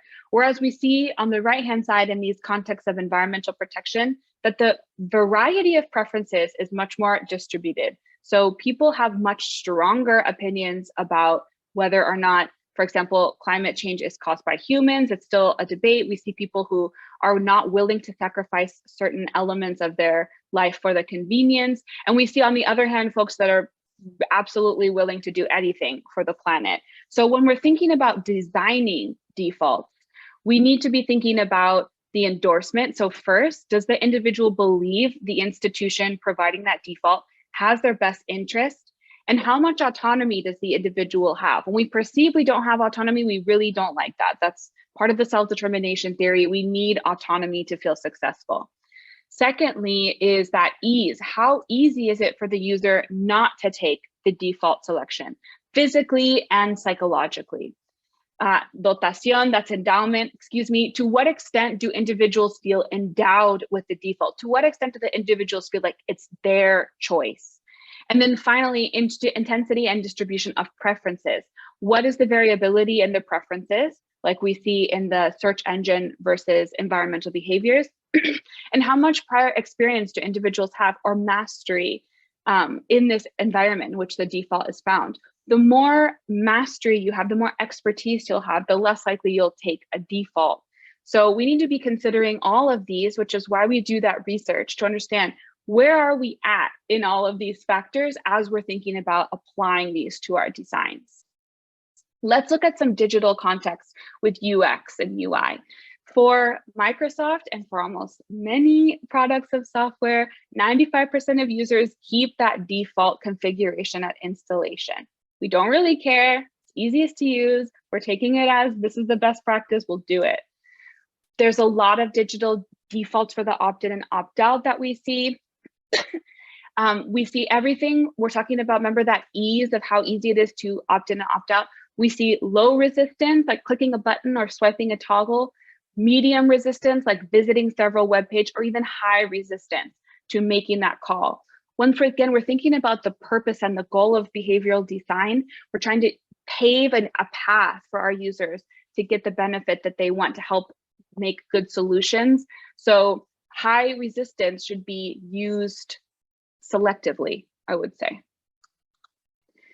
And then we see an Uber. I don't know if there's the custom to leave tips in, I think every country is very different, but in the US, Uber made a default for tip to be an automatic 5% on that review screen.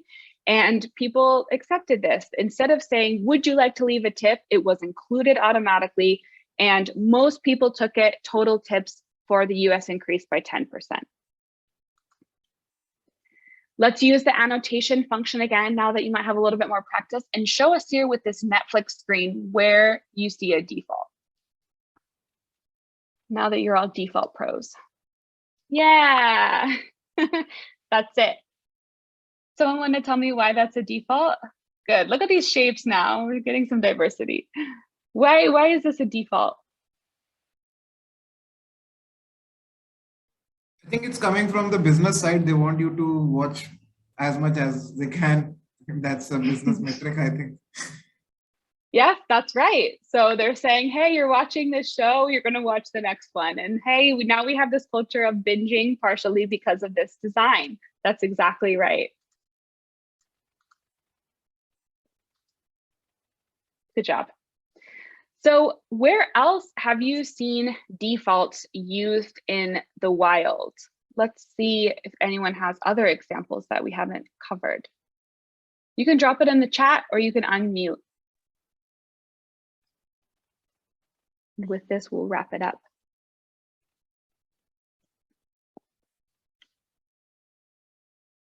No other examples. I think mobile phones, they come with certain ringtones, vibrations. And I think most people change certain things, but not all. We keep on certain default things. Like what? Like I haven't changed the ringtone of my phone. Yes, exactly. That's it. And why do you think you haven't?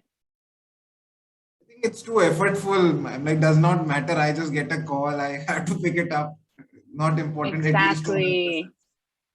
There you go. So low preference, high effort, not worth changing it. I see some food delivery apps. Yes. Do you like your order? Repeat your order. That could be an interesting one. Microsoft Teams switching off the audio option. That's a great idea. If you use Outlook and you have Teams, now the default is Teams, not Zoom. You have to actively put in the Zoom link. That can be one. Allowing cookies. Okay. Allowing cookies, I wonder, you do have to opt in to allow cookies. Maybe there are some that automatically make you allow them. Probably. Is that what you mean, Farah? Farah? Hi. Yeah, I meant actually that you can switch off all the unnecessary cookies, but then you have to do it actively and then allow only for the necessary ones. Yeah, that's true. That's true. These are all great. And I'm interested, Farah, restaurant menus. What do you mean by defaults on restaurant menus? You know, when you order the first time, the next time you visit, they already have saved your order. So they either suggest similar dishes or they save the order and ask, oh, would you like to repeat the order? Or give you options related to, you know, that order, which are similar. Yep, that's a great example. So they're saying, yeah, you've already got this. You can order again. How easy that is. If you enjoyed it, great. Okay, cool. So to wrap up, we saw our 4 principles of human behavior that we should consider when we're designing, these 4. Then we want to think like designers, put them together. And the main goal of behavioral design is to pave a clear path for the user to obtain beneficial results. And one way, very, very easy way to both apply this in your designs at your companies, with your businesses, and also to obtain results is to use defaults. So I'll leave it now for questions. Thank you. There's so much richness and depth we can get into, so please let me know where else we can expound. Thank you very much. Thank you so much, Caitlin, for that presentation. I think it was a very, very interactive session. And before we get into Q&A, I just wanted to hand over to one of my fellow team members, Monish, because he has an announcement to make. And right after that, we can get into Q&A. Thank you, Bhaveshi. Good evening, everyone. Firstly, I just want to thank Rohit and Caitlin for their insights today. It was really interesting hearing your unique perspectives, examples and experiences. It was very enjoyable, and so thank you for your time, honestly. Well, my name is Monish Khanderia. I'm a behavioral economics postgraduate from University of Exeter. I'm currently working as a behavioral designer, and I aspire to become a behavioral scientist.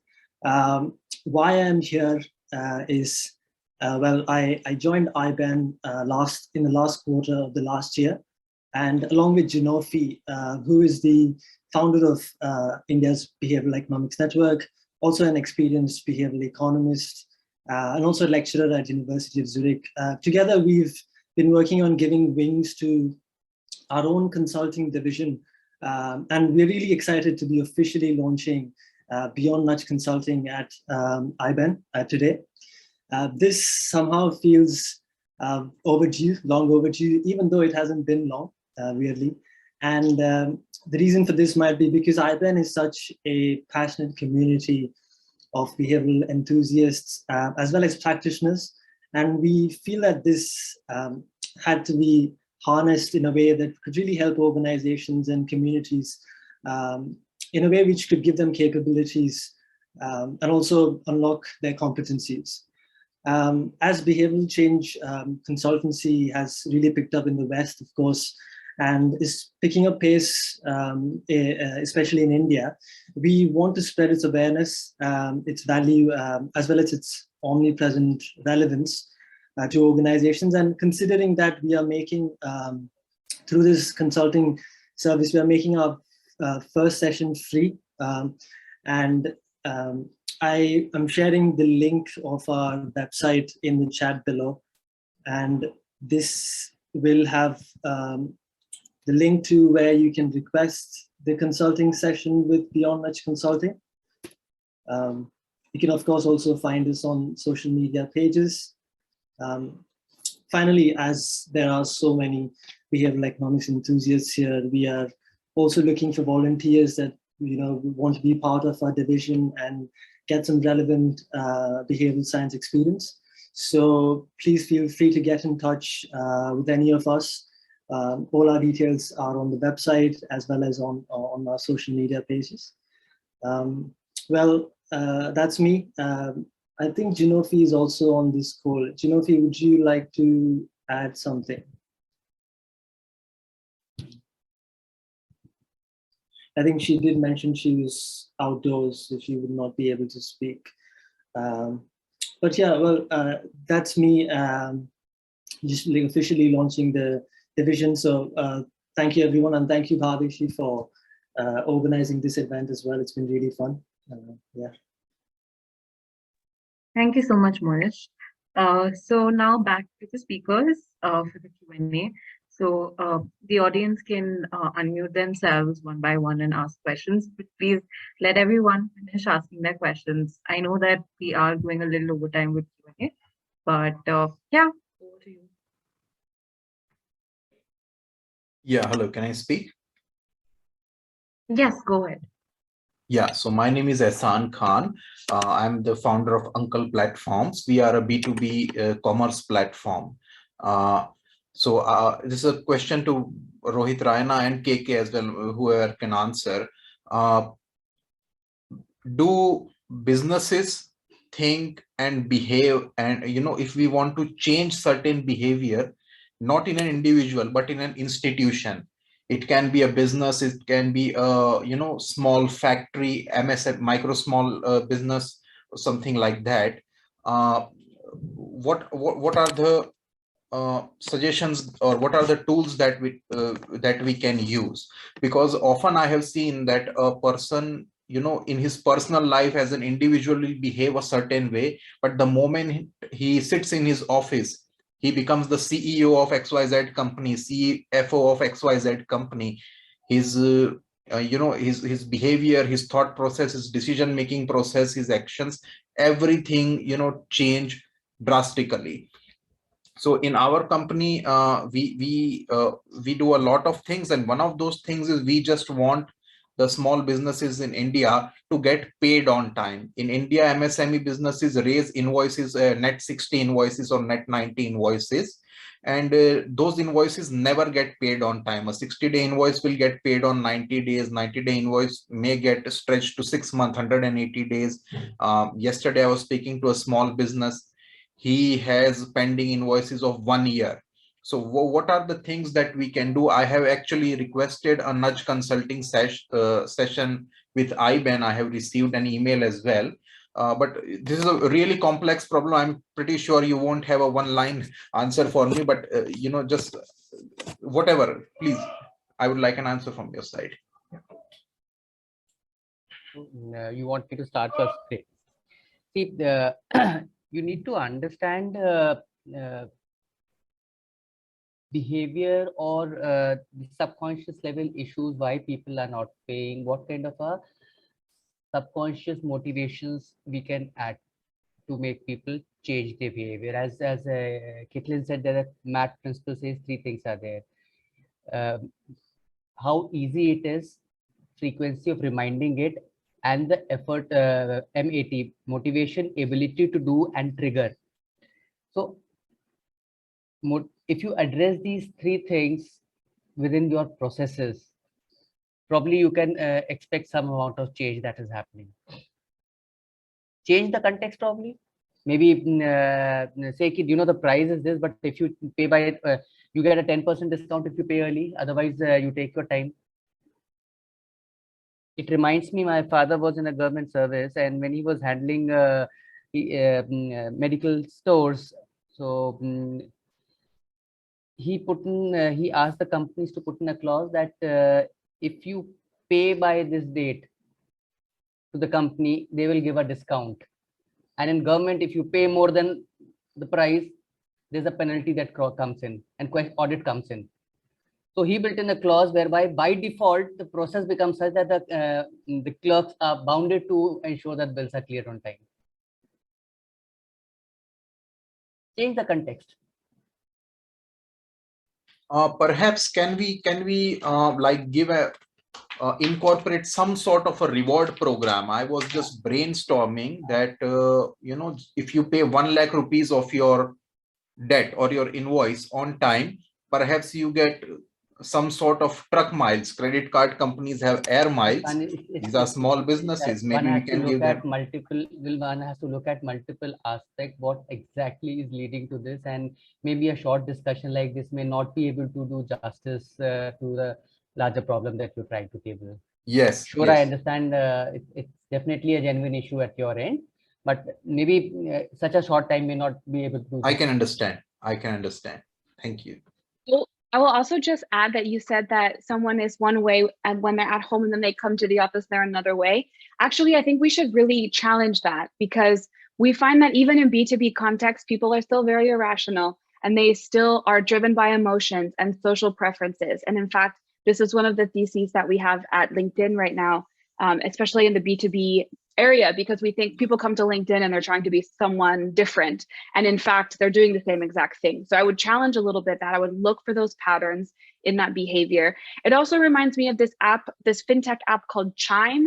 They have this option where instead of paying or contributing to your sale or your savings account, this entire massive amount of money per month, they have you do it in small increments per week, even maybe breaking down the perception of the payment. I know this is also maybe a legal issue as well, but trying to think about where you can do that small incentive instead of doing maybe the full incentive, break it down in easier parts.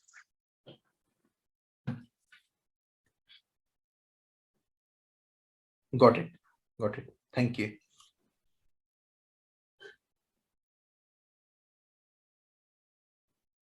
Hey, can I go next? Yeah, Abhishek. Hey, hi, folks. My name is Abhishek, and I work as a software engineer in Microsoft. And I work on Microsoft Azure's data platform development. So I work with a lot of engineers and product managers who are focused on things like performance and building relationships with other companies to sell their product as such, but they are less focused on UI UX. And I feel the pain of our customers who actually, like the people like data scientists or programmers who use that data platform, because we have not given enough attention to UI and US aspects, because the money from the enterprises, and it is about costing less and performing better and building relationships, and not about how the user experience of the product is. So how can I convince my managers and product managers to focus on the UX aspect as well? So yeah, either of you, if you could give me some pointers around that. First, develop trust. Then you follow with things. See, wherever you are trying to ask for something, try to develop a personal connect first. When I always give this feedback to MBA students whom I teach. I say, when you are appearing for your interview, maybe that 30-minute interaction that you have, the decision is already largely taken in the first 5 minutes of the interaction. Use your body language to convey non-verbal cues through which you can establish a trust in the elephant brain of the people you are trying to talk to. Connect with them on some commonality, maybe food, hobby, something. Build that equation, and then you ask for certain things. Ask for a smaller commitment, then you go for bigger things. Any change, if you ask for big, there will be a resistance to taking it up. Start with small. What they call is a foot in the door. Start with something very small, make them see a difference, and then you build upon it. But before that, you establish trust first. Got it. Understood. Yeah. All right. So, okay, Caitlin, you want to add anything to that, or like? I say yes. That's a great answer. I would like to second everything that Rohit said. All right. Thank you, folks.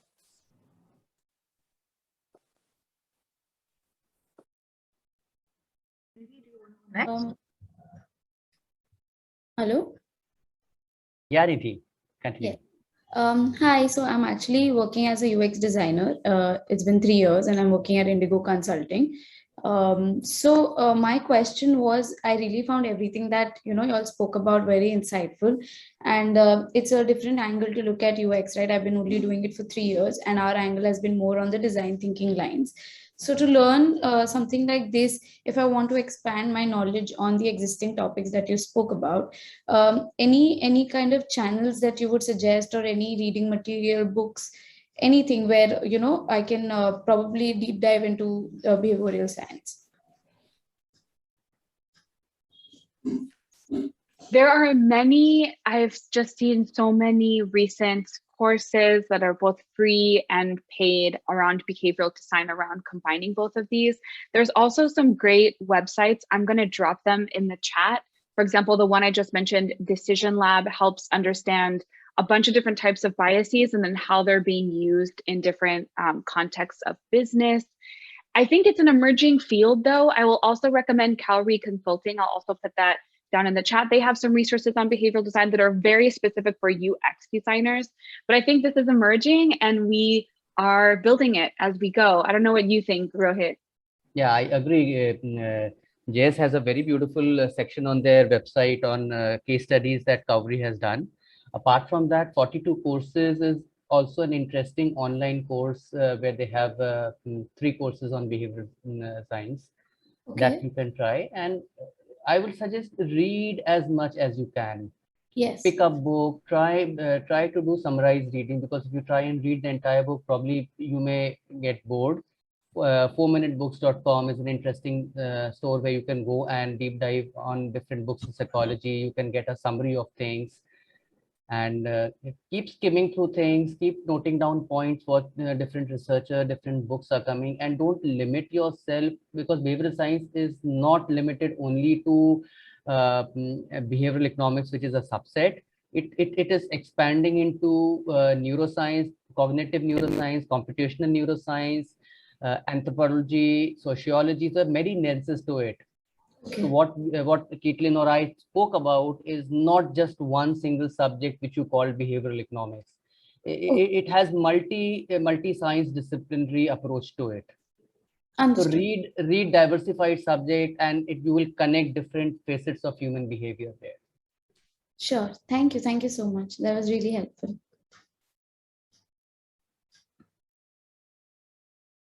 Evening, everybody. Yeah.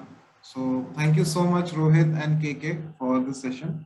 I have a couple of questions. First to Rohit. So you talked about managing perceptions, how a couple of companies manage their perceptions and led to their business success. So is perception directly correlated to mental models is what my question is, or are the two ideologies very different? When you say mental model, can you expand a bit?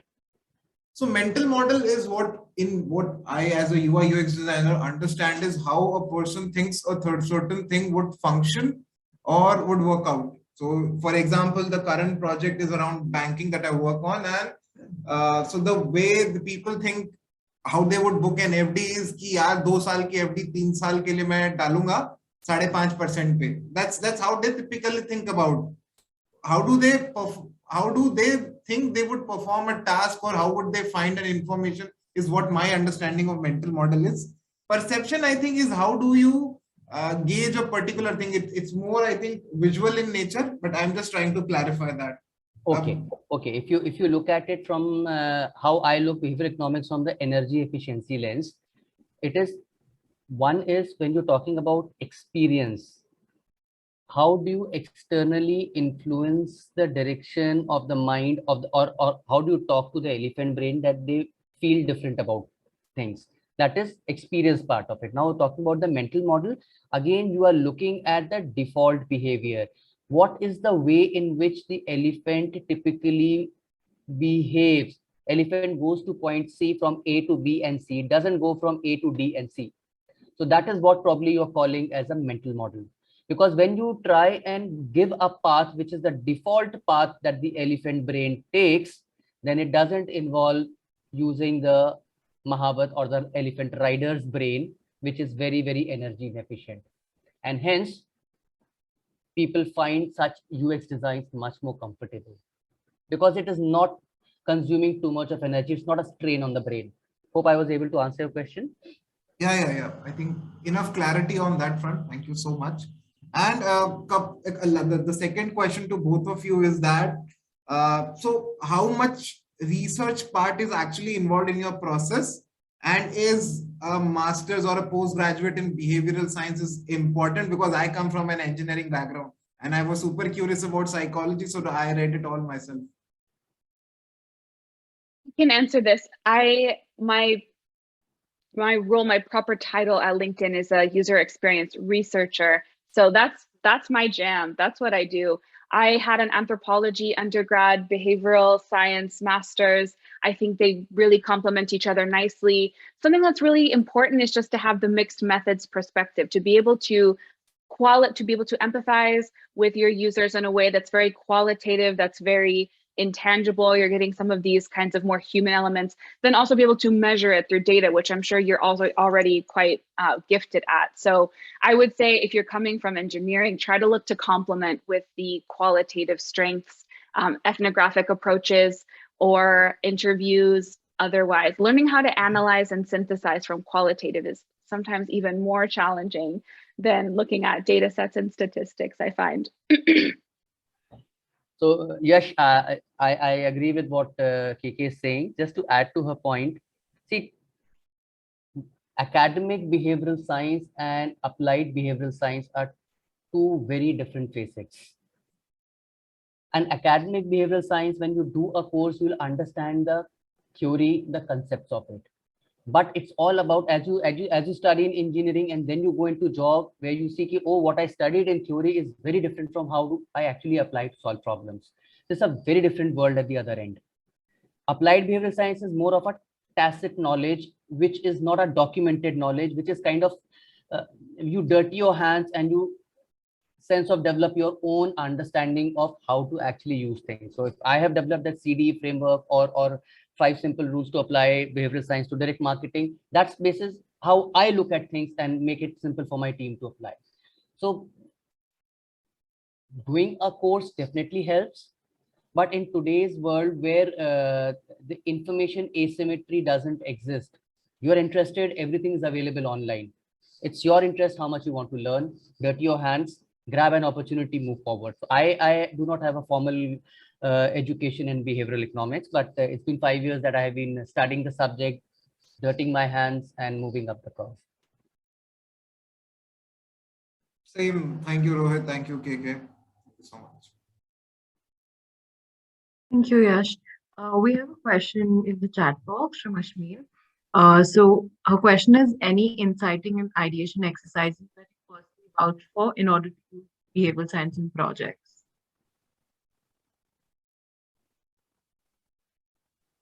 Sorry, can you repeat the question? I missed, there was a interruption. I couldn't hear your question. Sure, Rohit. So the question is, any inciting and ideation exercises that you personally vouch for in order to use behavioral science in projects? Sure. Yeah, there are so many. You can Google behavior, you can Google brainstorming and you're going to get a million. Brainstorming, design thinking, you're going to find so many. But what I try to do is use the creative design thinking brainstorming exercise to get us to be thinking very much out of the box as a team. Start thinking about, like, I start from the worst idea ever and there are ways to switch it around that you end up getting to the best idea ever. The 6 hats are taking different perspectives. I think that's really helpful.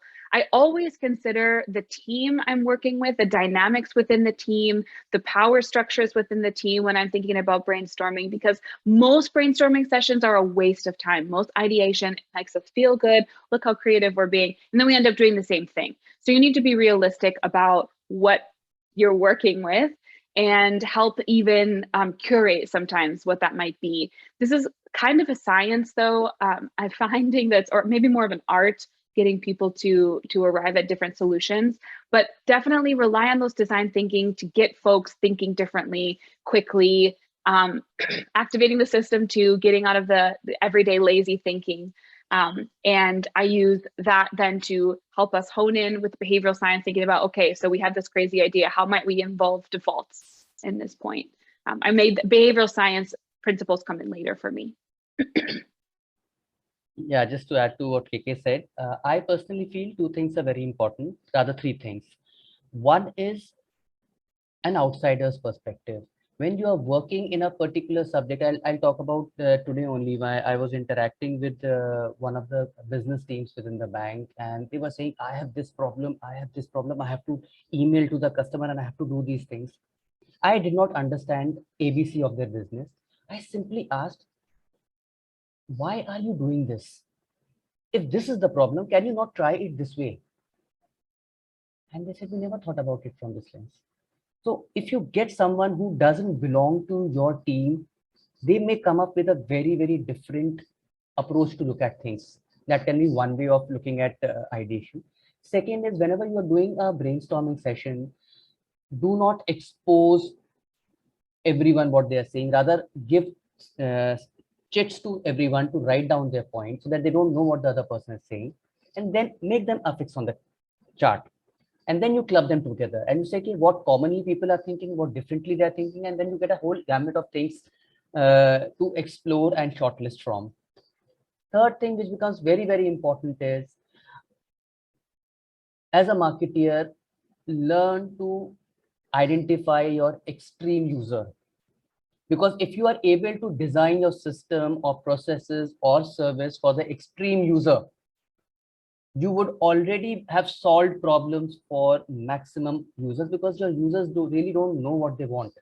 The moment you are able to identify an extreme user, and this is one of the philosophies of design principle, you actually come up with an innovation which solves real life human problems.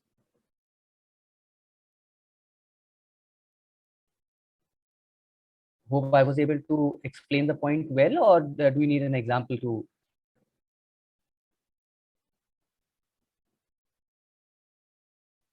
No, thank you. That was really helpful. I know there's a case study. I think that's a really popular one, which is someone designs some kinds of gloves. Yeah. Yeah. The peeler. Yeah, Wife was having some mental issue or having some, and then he identified different grips, and then he said, "Oh, a peeler with a grip is a good solution." Right. No, thank you. This was extremely helpful. Yeah. Thank you so much.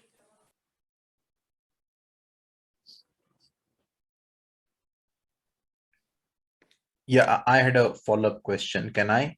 Hello. Yeah, go ahead. Yes. So we are also building a marketplace. We're basically helping Indian MSME factories to export their products to foreign markets, and we help foreigners to source, manufacture, and import products from India. One of the risks of our business model is disintermediation. You know, after the transaction is complete, the foreign buyer may feel like, I don't want to use the platform again. Let me go to the factory directly. Or maybe the factory says, why, we don't want to deal with the platform. Let us approach the foreign buyer directly, basically cutting out the middleman and sharing the margins, splitting the margin, or whatever the reason is. This is the I have been a merchant exporter since last 10 years. I have never experienced this thing. On the contrary, many of our factories have voluntarily called us that your customer is trying to approach us. We are not responding to them, and you please get in touch with them. But we are trying to raise funds, and certain VCs and these angel investors are bringing this risk constantly, that marketplaces have a disintermediation risk. So what are the what steps can I take to manage or hedge this disintermediation risk?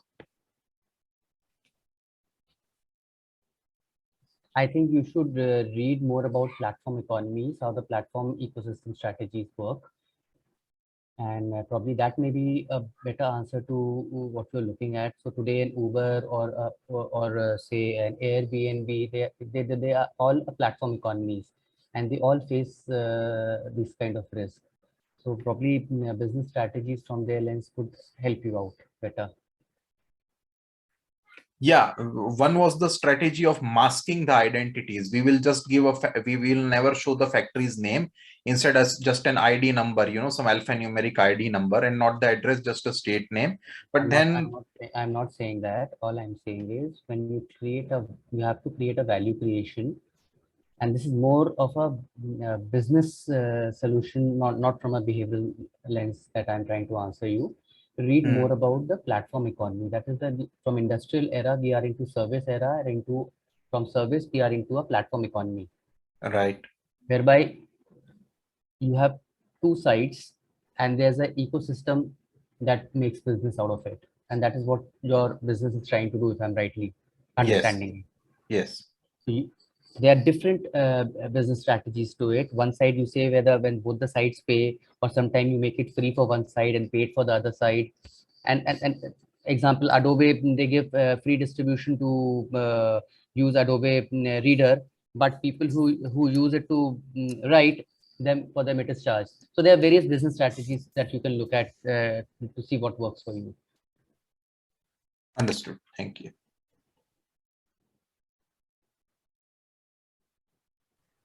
Does anyone else have any last question? We can take one more before we close.